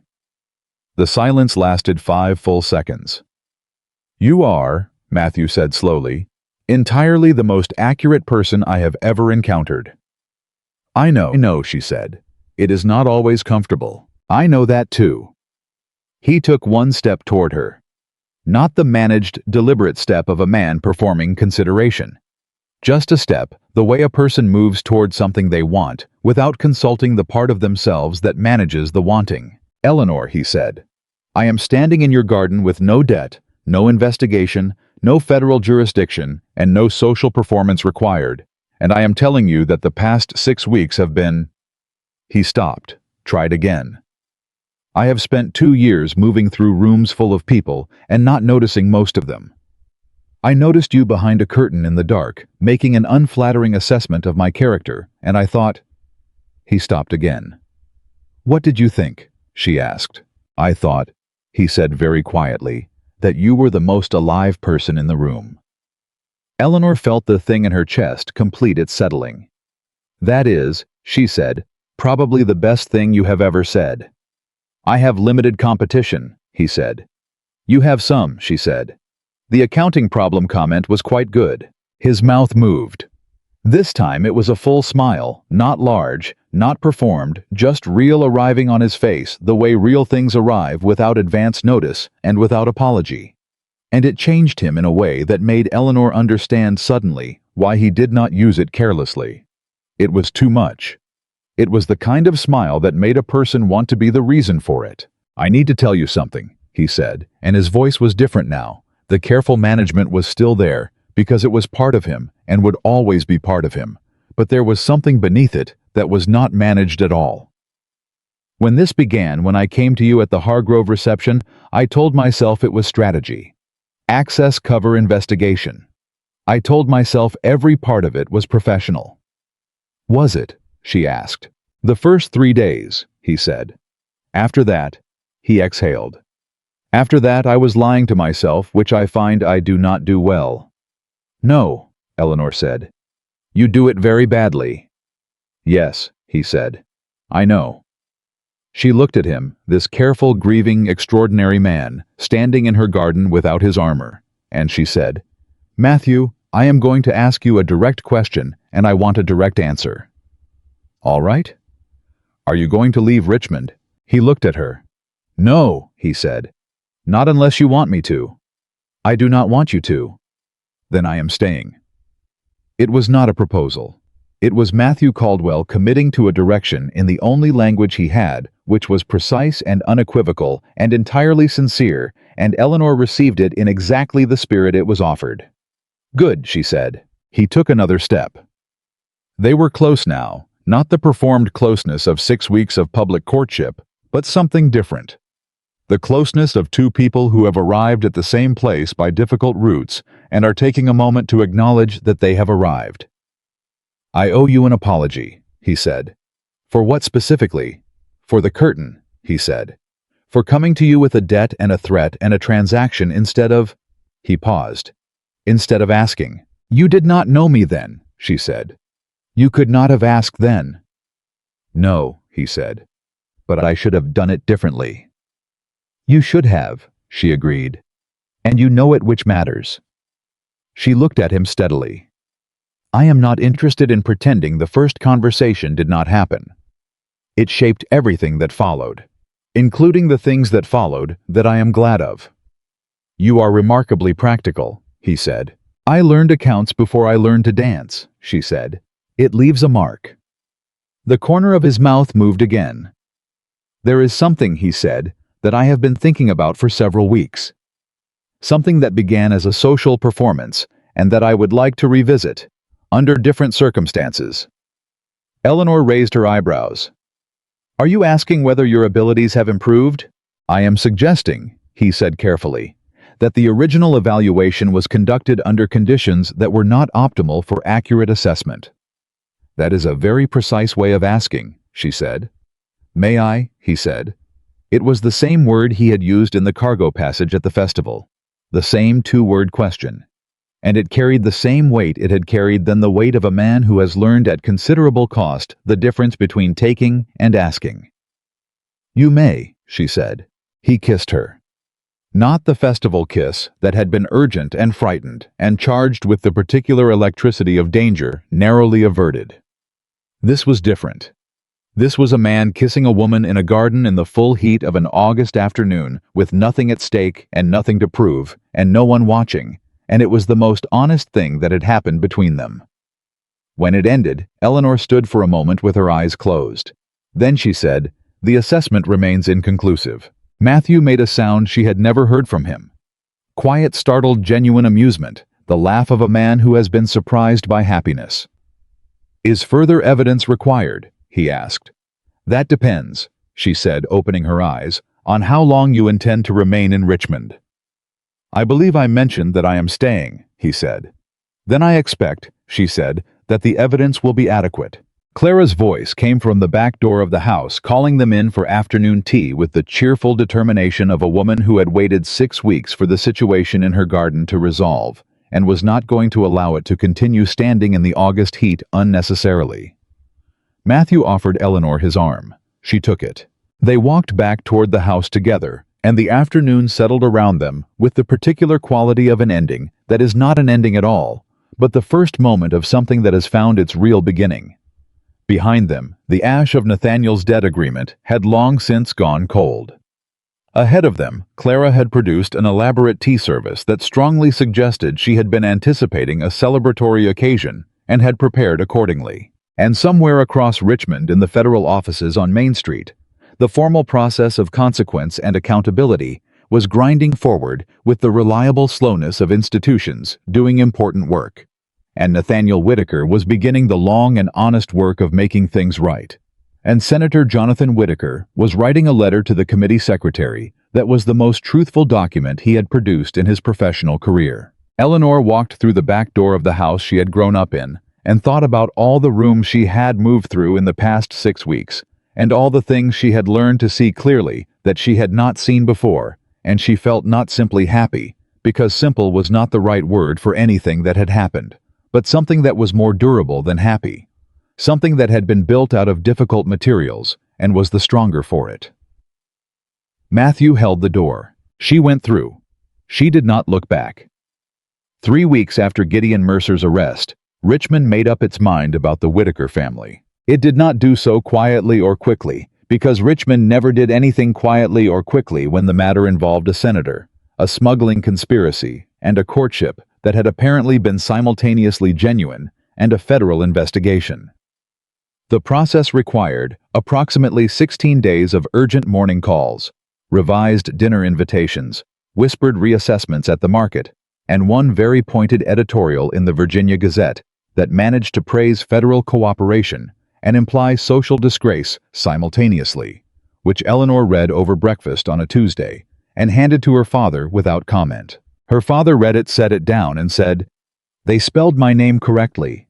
That is something." Clara, who had opinions about the Gazette that she had been expressing for 30 years, used it to line a seedling tray and moved on. The social verdict, when it arrived, was the kind that Richmond reserved for families who had done something genuinely complicated, not quite rehabilitation, not quite condemnation, but the particular suspended judgment of a community that has decided to watch and see. It was workable. Eleanor had operated within tighter constraints before, and she understood with the practical clarity that characterized her approach to most things that a reputation rebuilt slowly from honest foundations was worth considerably more than one maintained by concealment. What she had not anticipated was how much work the honest foundations would require, or how satisfying the work would be. Within a week of Mercer's arrest, she had taken formal responsibility for the Whitaker shipping ledgers. Not because her father asked her to, he had not, though she suspected he would have arrived at the suggestion eventually, but because the ledgers needed someone who understood them, and she understood them better than anyone in the household, and there was no longer any reason to pretend otherwise. She sat at the warehouse office desk on a Thursday morning with 3 years of accounts spread before her, and spent 6 hours making the kind of sense of them that no one had made in years.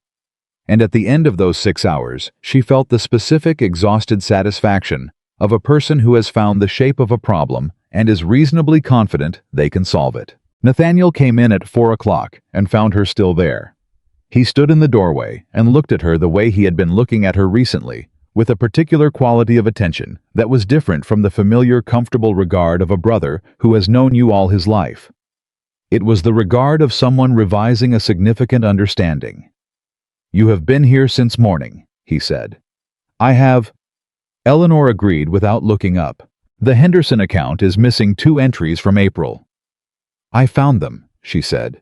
"They were filed under March. Someone transposed the dates. I believe it was Preston based on the handwriting, which is consistent with his tendency to Nathaniel. Are you going to stand in the doorway or come in?" He came in. He sat in the chair across the desk, the chair she had always understood to be the chair of people who came to the desk with problems, and he looked at her. "I want to help," he said. Eleanor set down her pen. "I know.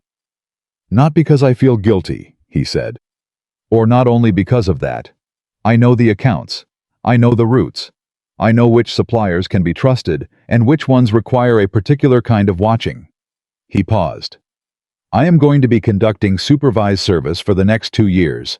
I am going to be making restitution payments for 5. But I can also—" He stopped. "I can also be useful, if you will let me." Eleanor looked at her brother for a long moment. "I am going to set conditions," she said. He blinked. Then something in his face relaxed into the first genuine laugh she had heard from him in months. "Of course you are." "First," Eleanor said, picking up her pen, "you do not make a single financial decision without telling me beforehand. Not a small one, not a convenient one. If you are considering it, I know about it." "Agreed." "Second, if something goes wrong, if a cargo is lost, if a payment cannot be made, if anything in this office becomes difficult, you tell me the same day it happens. Not when you have a plan to fix it. The same day." Nathaniel's jaw was tight, but he nodded. "Agreed." "Third," Eleanor said, and her voice changed slightly less businesslike, more the voice she used when she was saying something that mattered beneath the practical surface of it. "You stop carrying things alone. That is not a condition of the business arrangement. That is a condition of being my brother." Nathaniel looked at the desk between them for a moment. "I reckon I can manage that," he said quietly. "Good," she said. "Now, the Henderson account.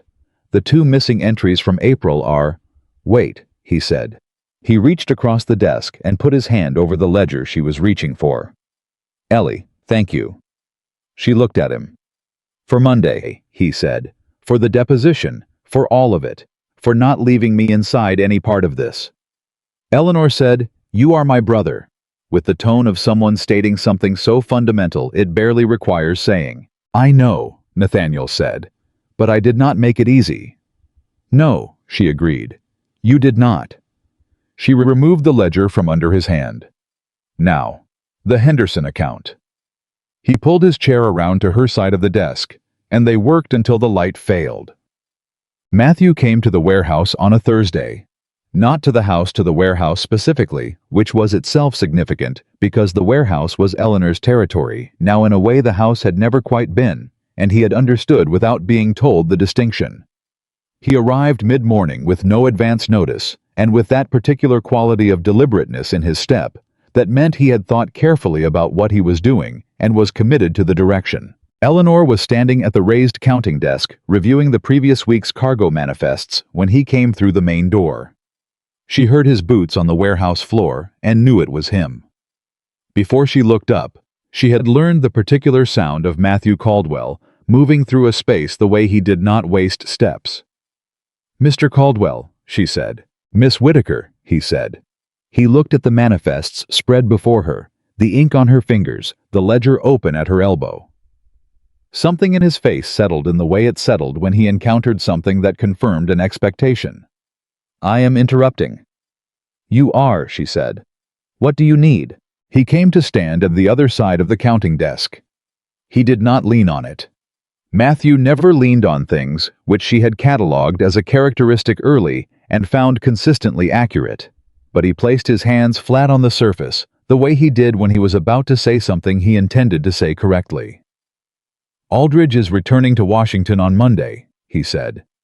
"The formal case against Mercer is in federal hands. My involvement is substantially concluded." Eleanor set down her pen. "I see." "Which means," he said, "that my presence in Richmond is no longer professionally required." The warehouse was quiet around them. Somewhere outside the sounds of the street, a wagon voices the ordinary noise of a city going about its August business.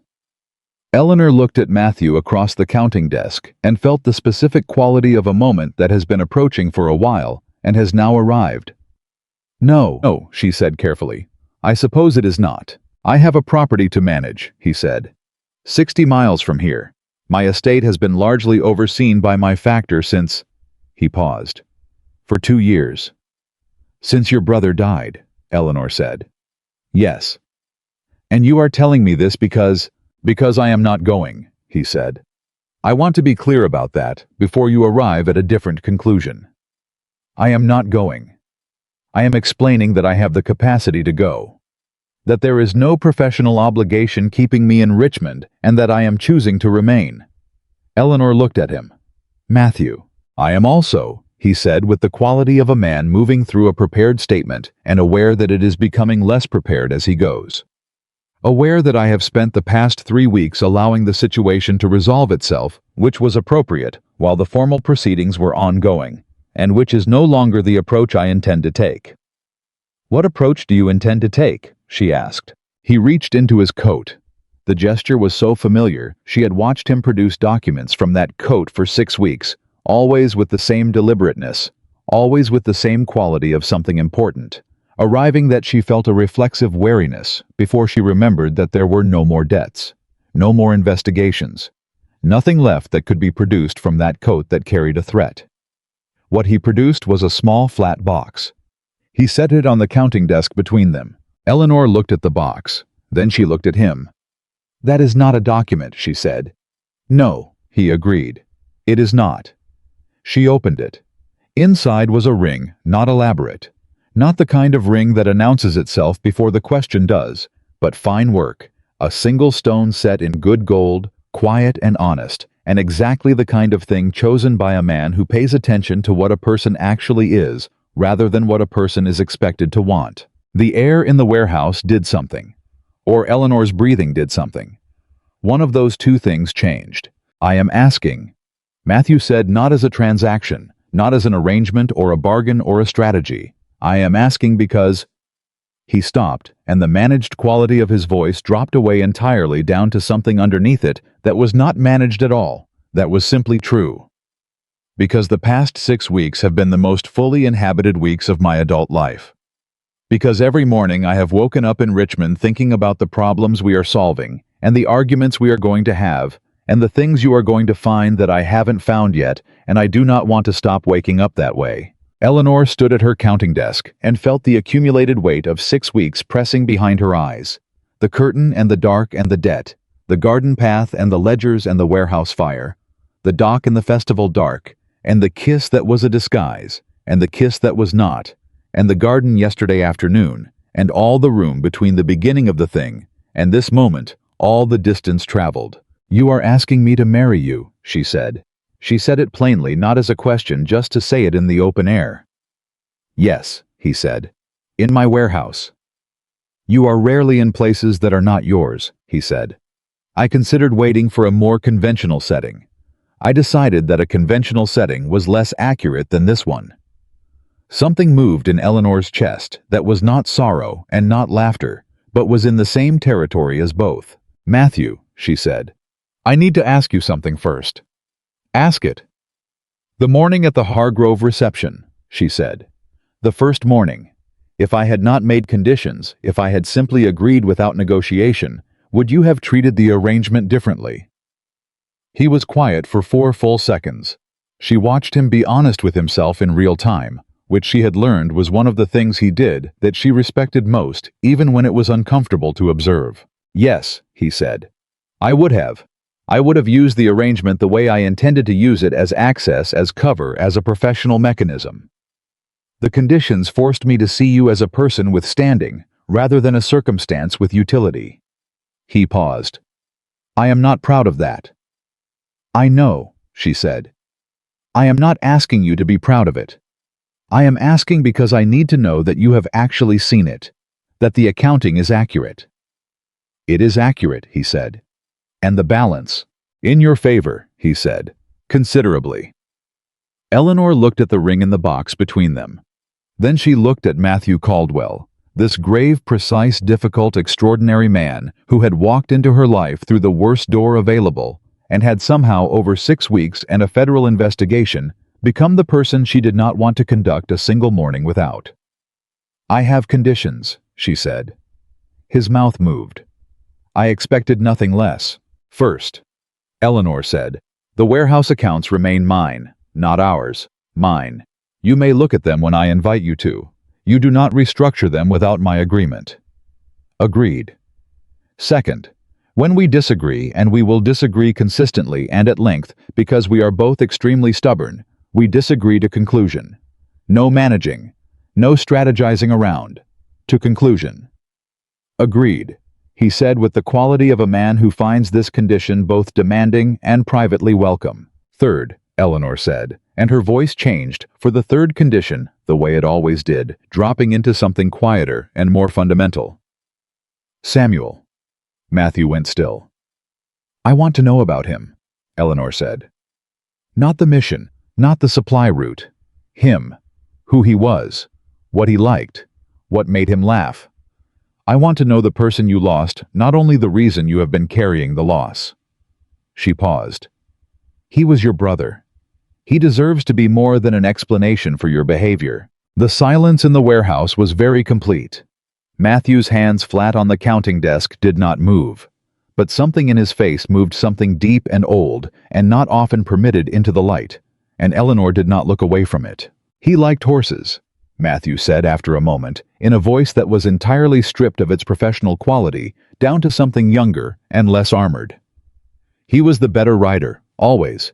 He had this laugh when he was beating me in a race this particular. He stopped, steadied. He was 22 years old. He wanted to open a river trading operation in Kentucky. He had a plan drawn up. Another pause. He was the better man of the two of us by some distance. I doubt that, Eleanor said quietly. You did not know him. I know you, she said. And I know that a man who has spent 2 years pursuing justice for his brother at the cost of his own life is not a lesser man. He is a man who is still trying to be worthy of someone he loved. Matthew looked at her across the counting desk with the ring between them and the morning light coming through the warehouse doors, and Eleanor saw for the first time what Matthew Caldwell looked like when he was not managing anything at all. Yes, he said. I will accept your conditions. All three. All three. Eleanor picked up the ring from the box. She looked at it for a moment, then she held it out to him. He looked at it, not understanding. You are going to put it on my hand, Matthew, she said. That is how this works. He took the ring from her. He came around the counting desk. He was very close now, close in the way that the warehouse had contracted around them until it contained only the two of them, and the particular gravity of a moment that has been building for a long time. He took her hand. He put the ring on it. They stood there. Well, Eleanor said. Well. Matthew agreed. That was not as complicated as I expected, she said. You set the terms, he said. The rest was straightforward. She looked up at him. You are going to be very difficult to live with, she said. You are going to be considerably more difficult, he said.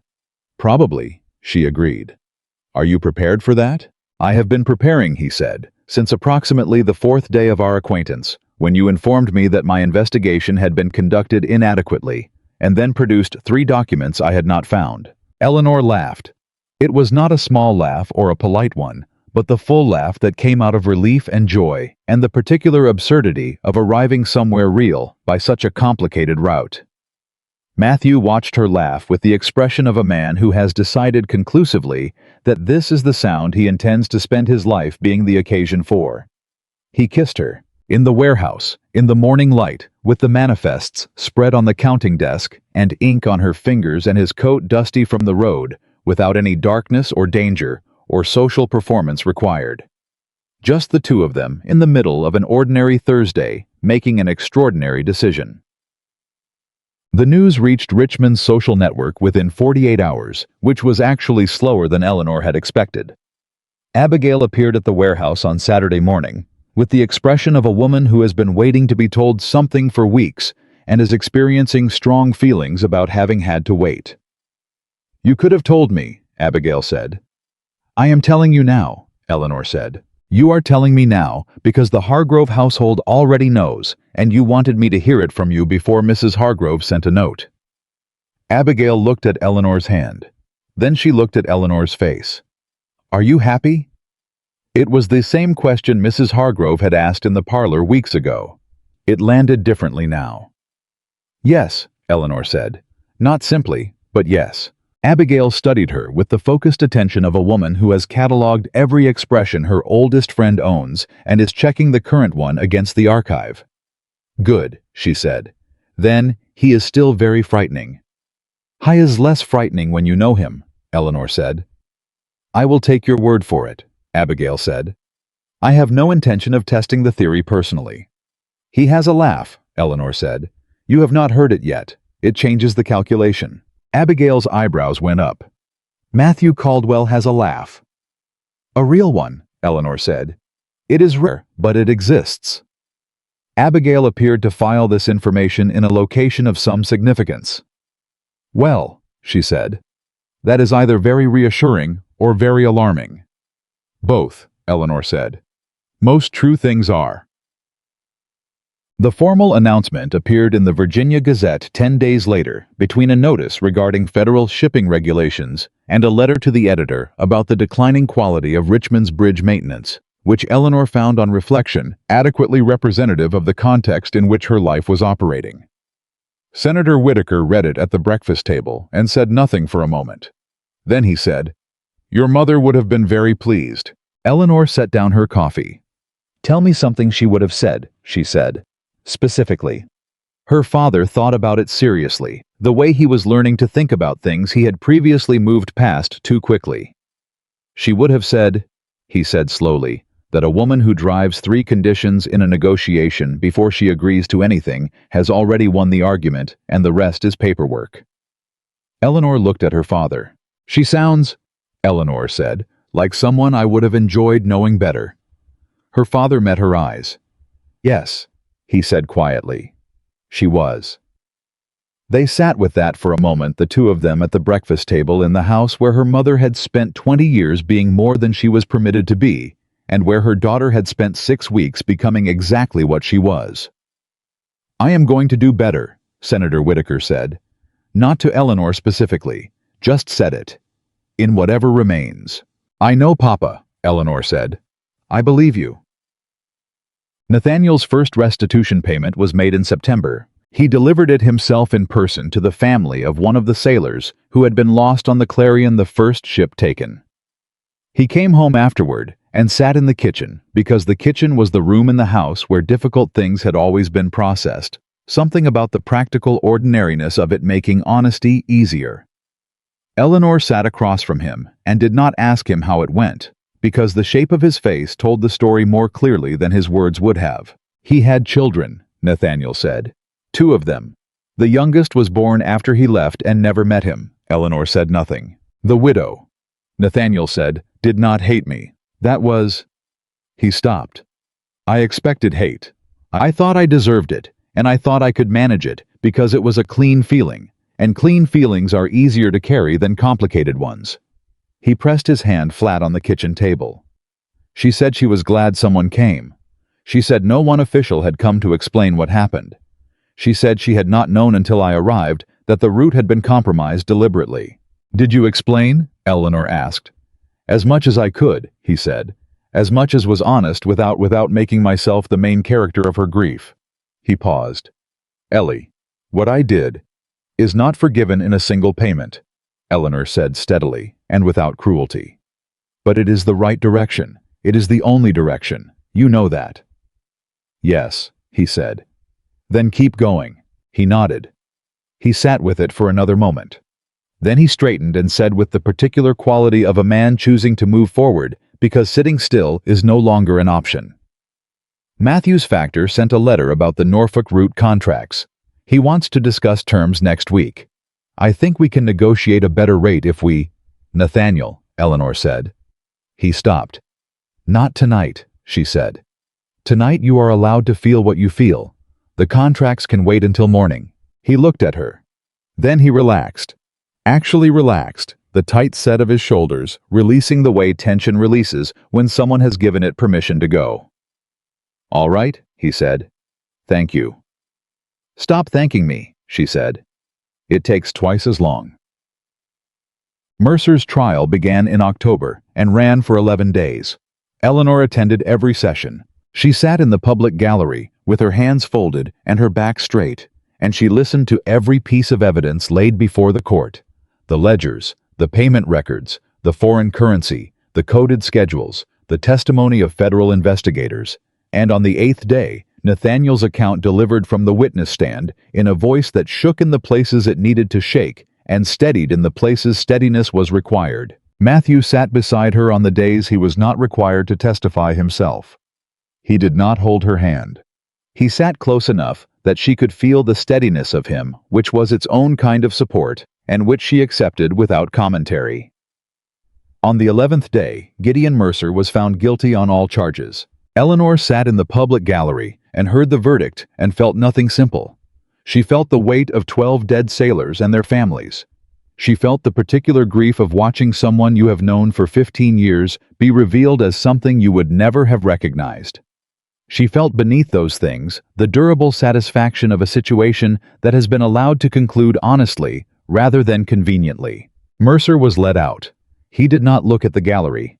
Or perhaps he did briefly once she thought she saw his eyes move toward the Whitaker seats for a fraction of a second before he looked away again.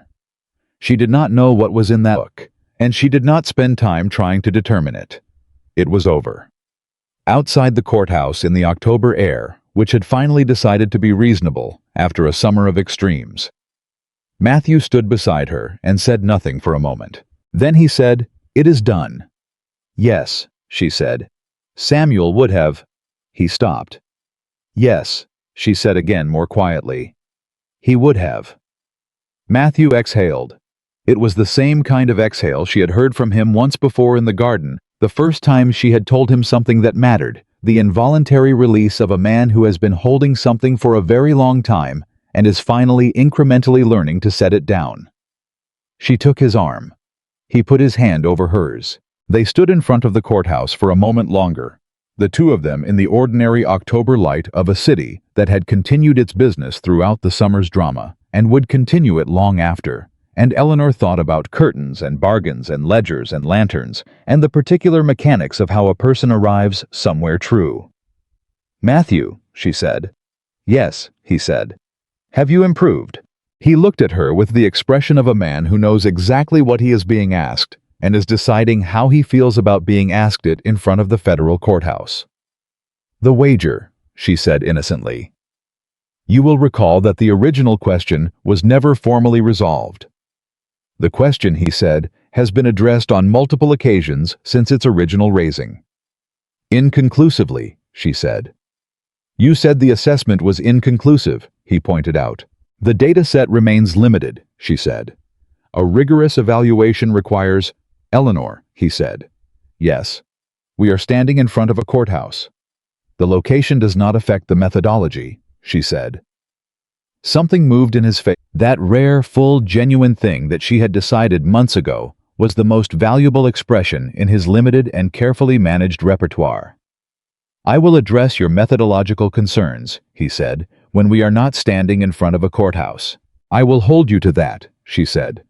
"I am aware," he said. They walked. The wedding was in November, at the end of a week that had finally agreed to behave like autumn. The ceremony was held in the church on Gray Street, attended by the relevant members of Richmond's social world, and conducted with the straightforward honesty that characterized every decision Eleanor and Matthew made when they were left to make them without interference. Clara wept appropriately. Abigail stood beside Eleanor and did not weep, though she came closer than she would have admitted to anyone who asked. Nathaniel walked Eleanor down the aisle with the specific quality of a man performing an honor he has not taken for granted. Senator Whitaker sat in the front pew and watched his daughter marry a man who had entered his house as a threat and had become something considerably more complicated, and on his face was the expression of a person who is seeing something clearly that he missed for a long time. At the reception, which was held at the Whitaker house, because Eleanor had stated plainly that she was not conducting her own wedding in a borrowed room. Abigail found Matthew standing near the edge of the gathering and said to him directly, "I hear you have a laugh." Matthew looked at her. "I beg your pardon." "Eleanor mentioned it," Abigail said. "She said it changes the calculation." Matthew appeared to consider this information and its implications. "Miss Monroe," he said. "Mr. Caldwell." "I have been told," he said carefully, "that I am difficult to know." "I have been told the same thing," Abigail said. "We may have more in common than I assumed." She looked across the room to where Eleanor was in conversation with Aldridge, who had returned from Washington for the occasion, and who appeared in Eleanor's company to be saying considerably more than his usual minimum. "She is remarkable," Abigail said. "Not to Matthew particularly, just said it." "Yes," Matthew said. "She is." Abigail looked at him, then a direct, serious, assessing look that reminded him somewhat of Eleanor, though with a different quality, warmer and less armored. "Take care of her," she said. "She takes care of herself," Matthew said. "Considerably better than most people would if given the same resources." "Yes," Abigail said. "She does. Take care of her anyway." Matthew looked across the room to where Eleanor was laughing at something Aldridge had said, that full, real laugh, that was rare enough to be remarkable, and common enough now that he had stopped being startled by it, and had simply accepted it as one of the conditions of his life, like good weather in May, and the reliable complexity of shipping contracts. "Yes," he said. "I intend to." That evening, when the guests had gone and the house had settled and the November dark had come in from the river, Eleanor stood at the window of the room she had grown up in for the last night she would sleep in it, and she thought about everything the year had contained. She thought about her mother, who had been more than she was permitted to show, and who had taught her daughter the accounts and the roots and the habit of looking clearly at complicated things without flinching. She thought about Nathaniel on the dock with his head in his hands, and Nathaniel at the restitution payment, and Nathaniel at the warehouse desk on a Thursday afternoon, pulling a chair around to her side. She thought about her father saying your mother would have been very pleased, and what it cost him to say it, and what it was worth. She thought about a curtain in a dark room, and a voice she had not expected, and the particular chain of consequences that follows from a careless sentence said to the wrong person at exactly the right moment. Matthew found her at the window. He stood beside her and looked out at the same dark she was looking at. "Are you ready?" he said.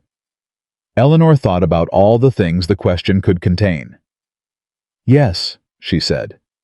She turned from the window. Matthew was there, present, real, exactly himself, with no darkness between them, and no debt, and no performance required. Just the honest and demanding and genuinely joyful fact of him standing in the room where her life had prepared her for the life she was beginning. She took his hand. "Let's go," she said. They left the room. They left the house. They left behind the curtain and the bargain and all the careful, frightened, necessary distance of a summer that had rebuilt something out of its own wreckage. Behind them, Richmond continued its business as it always had and always would, gossiping and judging and revising, and eventually slowly arriving at something like the truth. Nathaniel's restitution work continued, honest and difficult, and exactly what it needed to be. Senator Whitaker drafted new committee protocols and found in the drafting that the honest work was better than the protected kind. The federal courts worked through Mercer's case with the slow, reliable weight of institutions doing what institutions at their best are built to do. And in the morning, Eleanor Caldwell would sit at the counting desk in the Whitaker warehouse and open the ledgers and make sense of them the way she always had, with the complete attention of a woman who has always known exactly what the numbers are saying and who has finally been given a room large enough to say it in. The accounts had always talked to her. Now, at last, everyone was listening.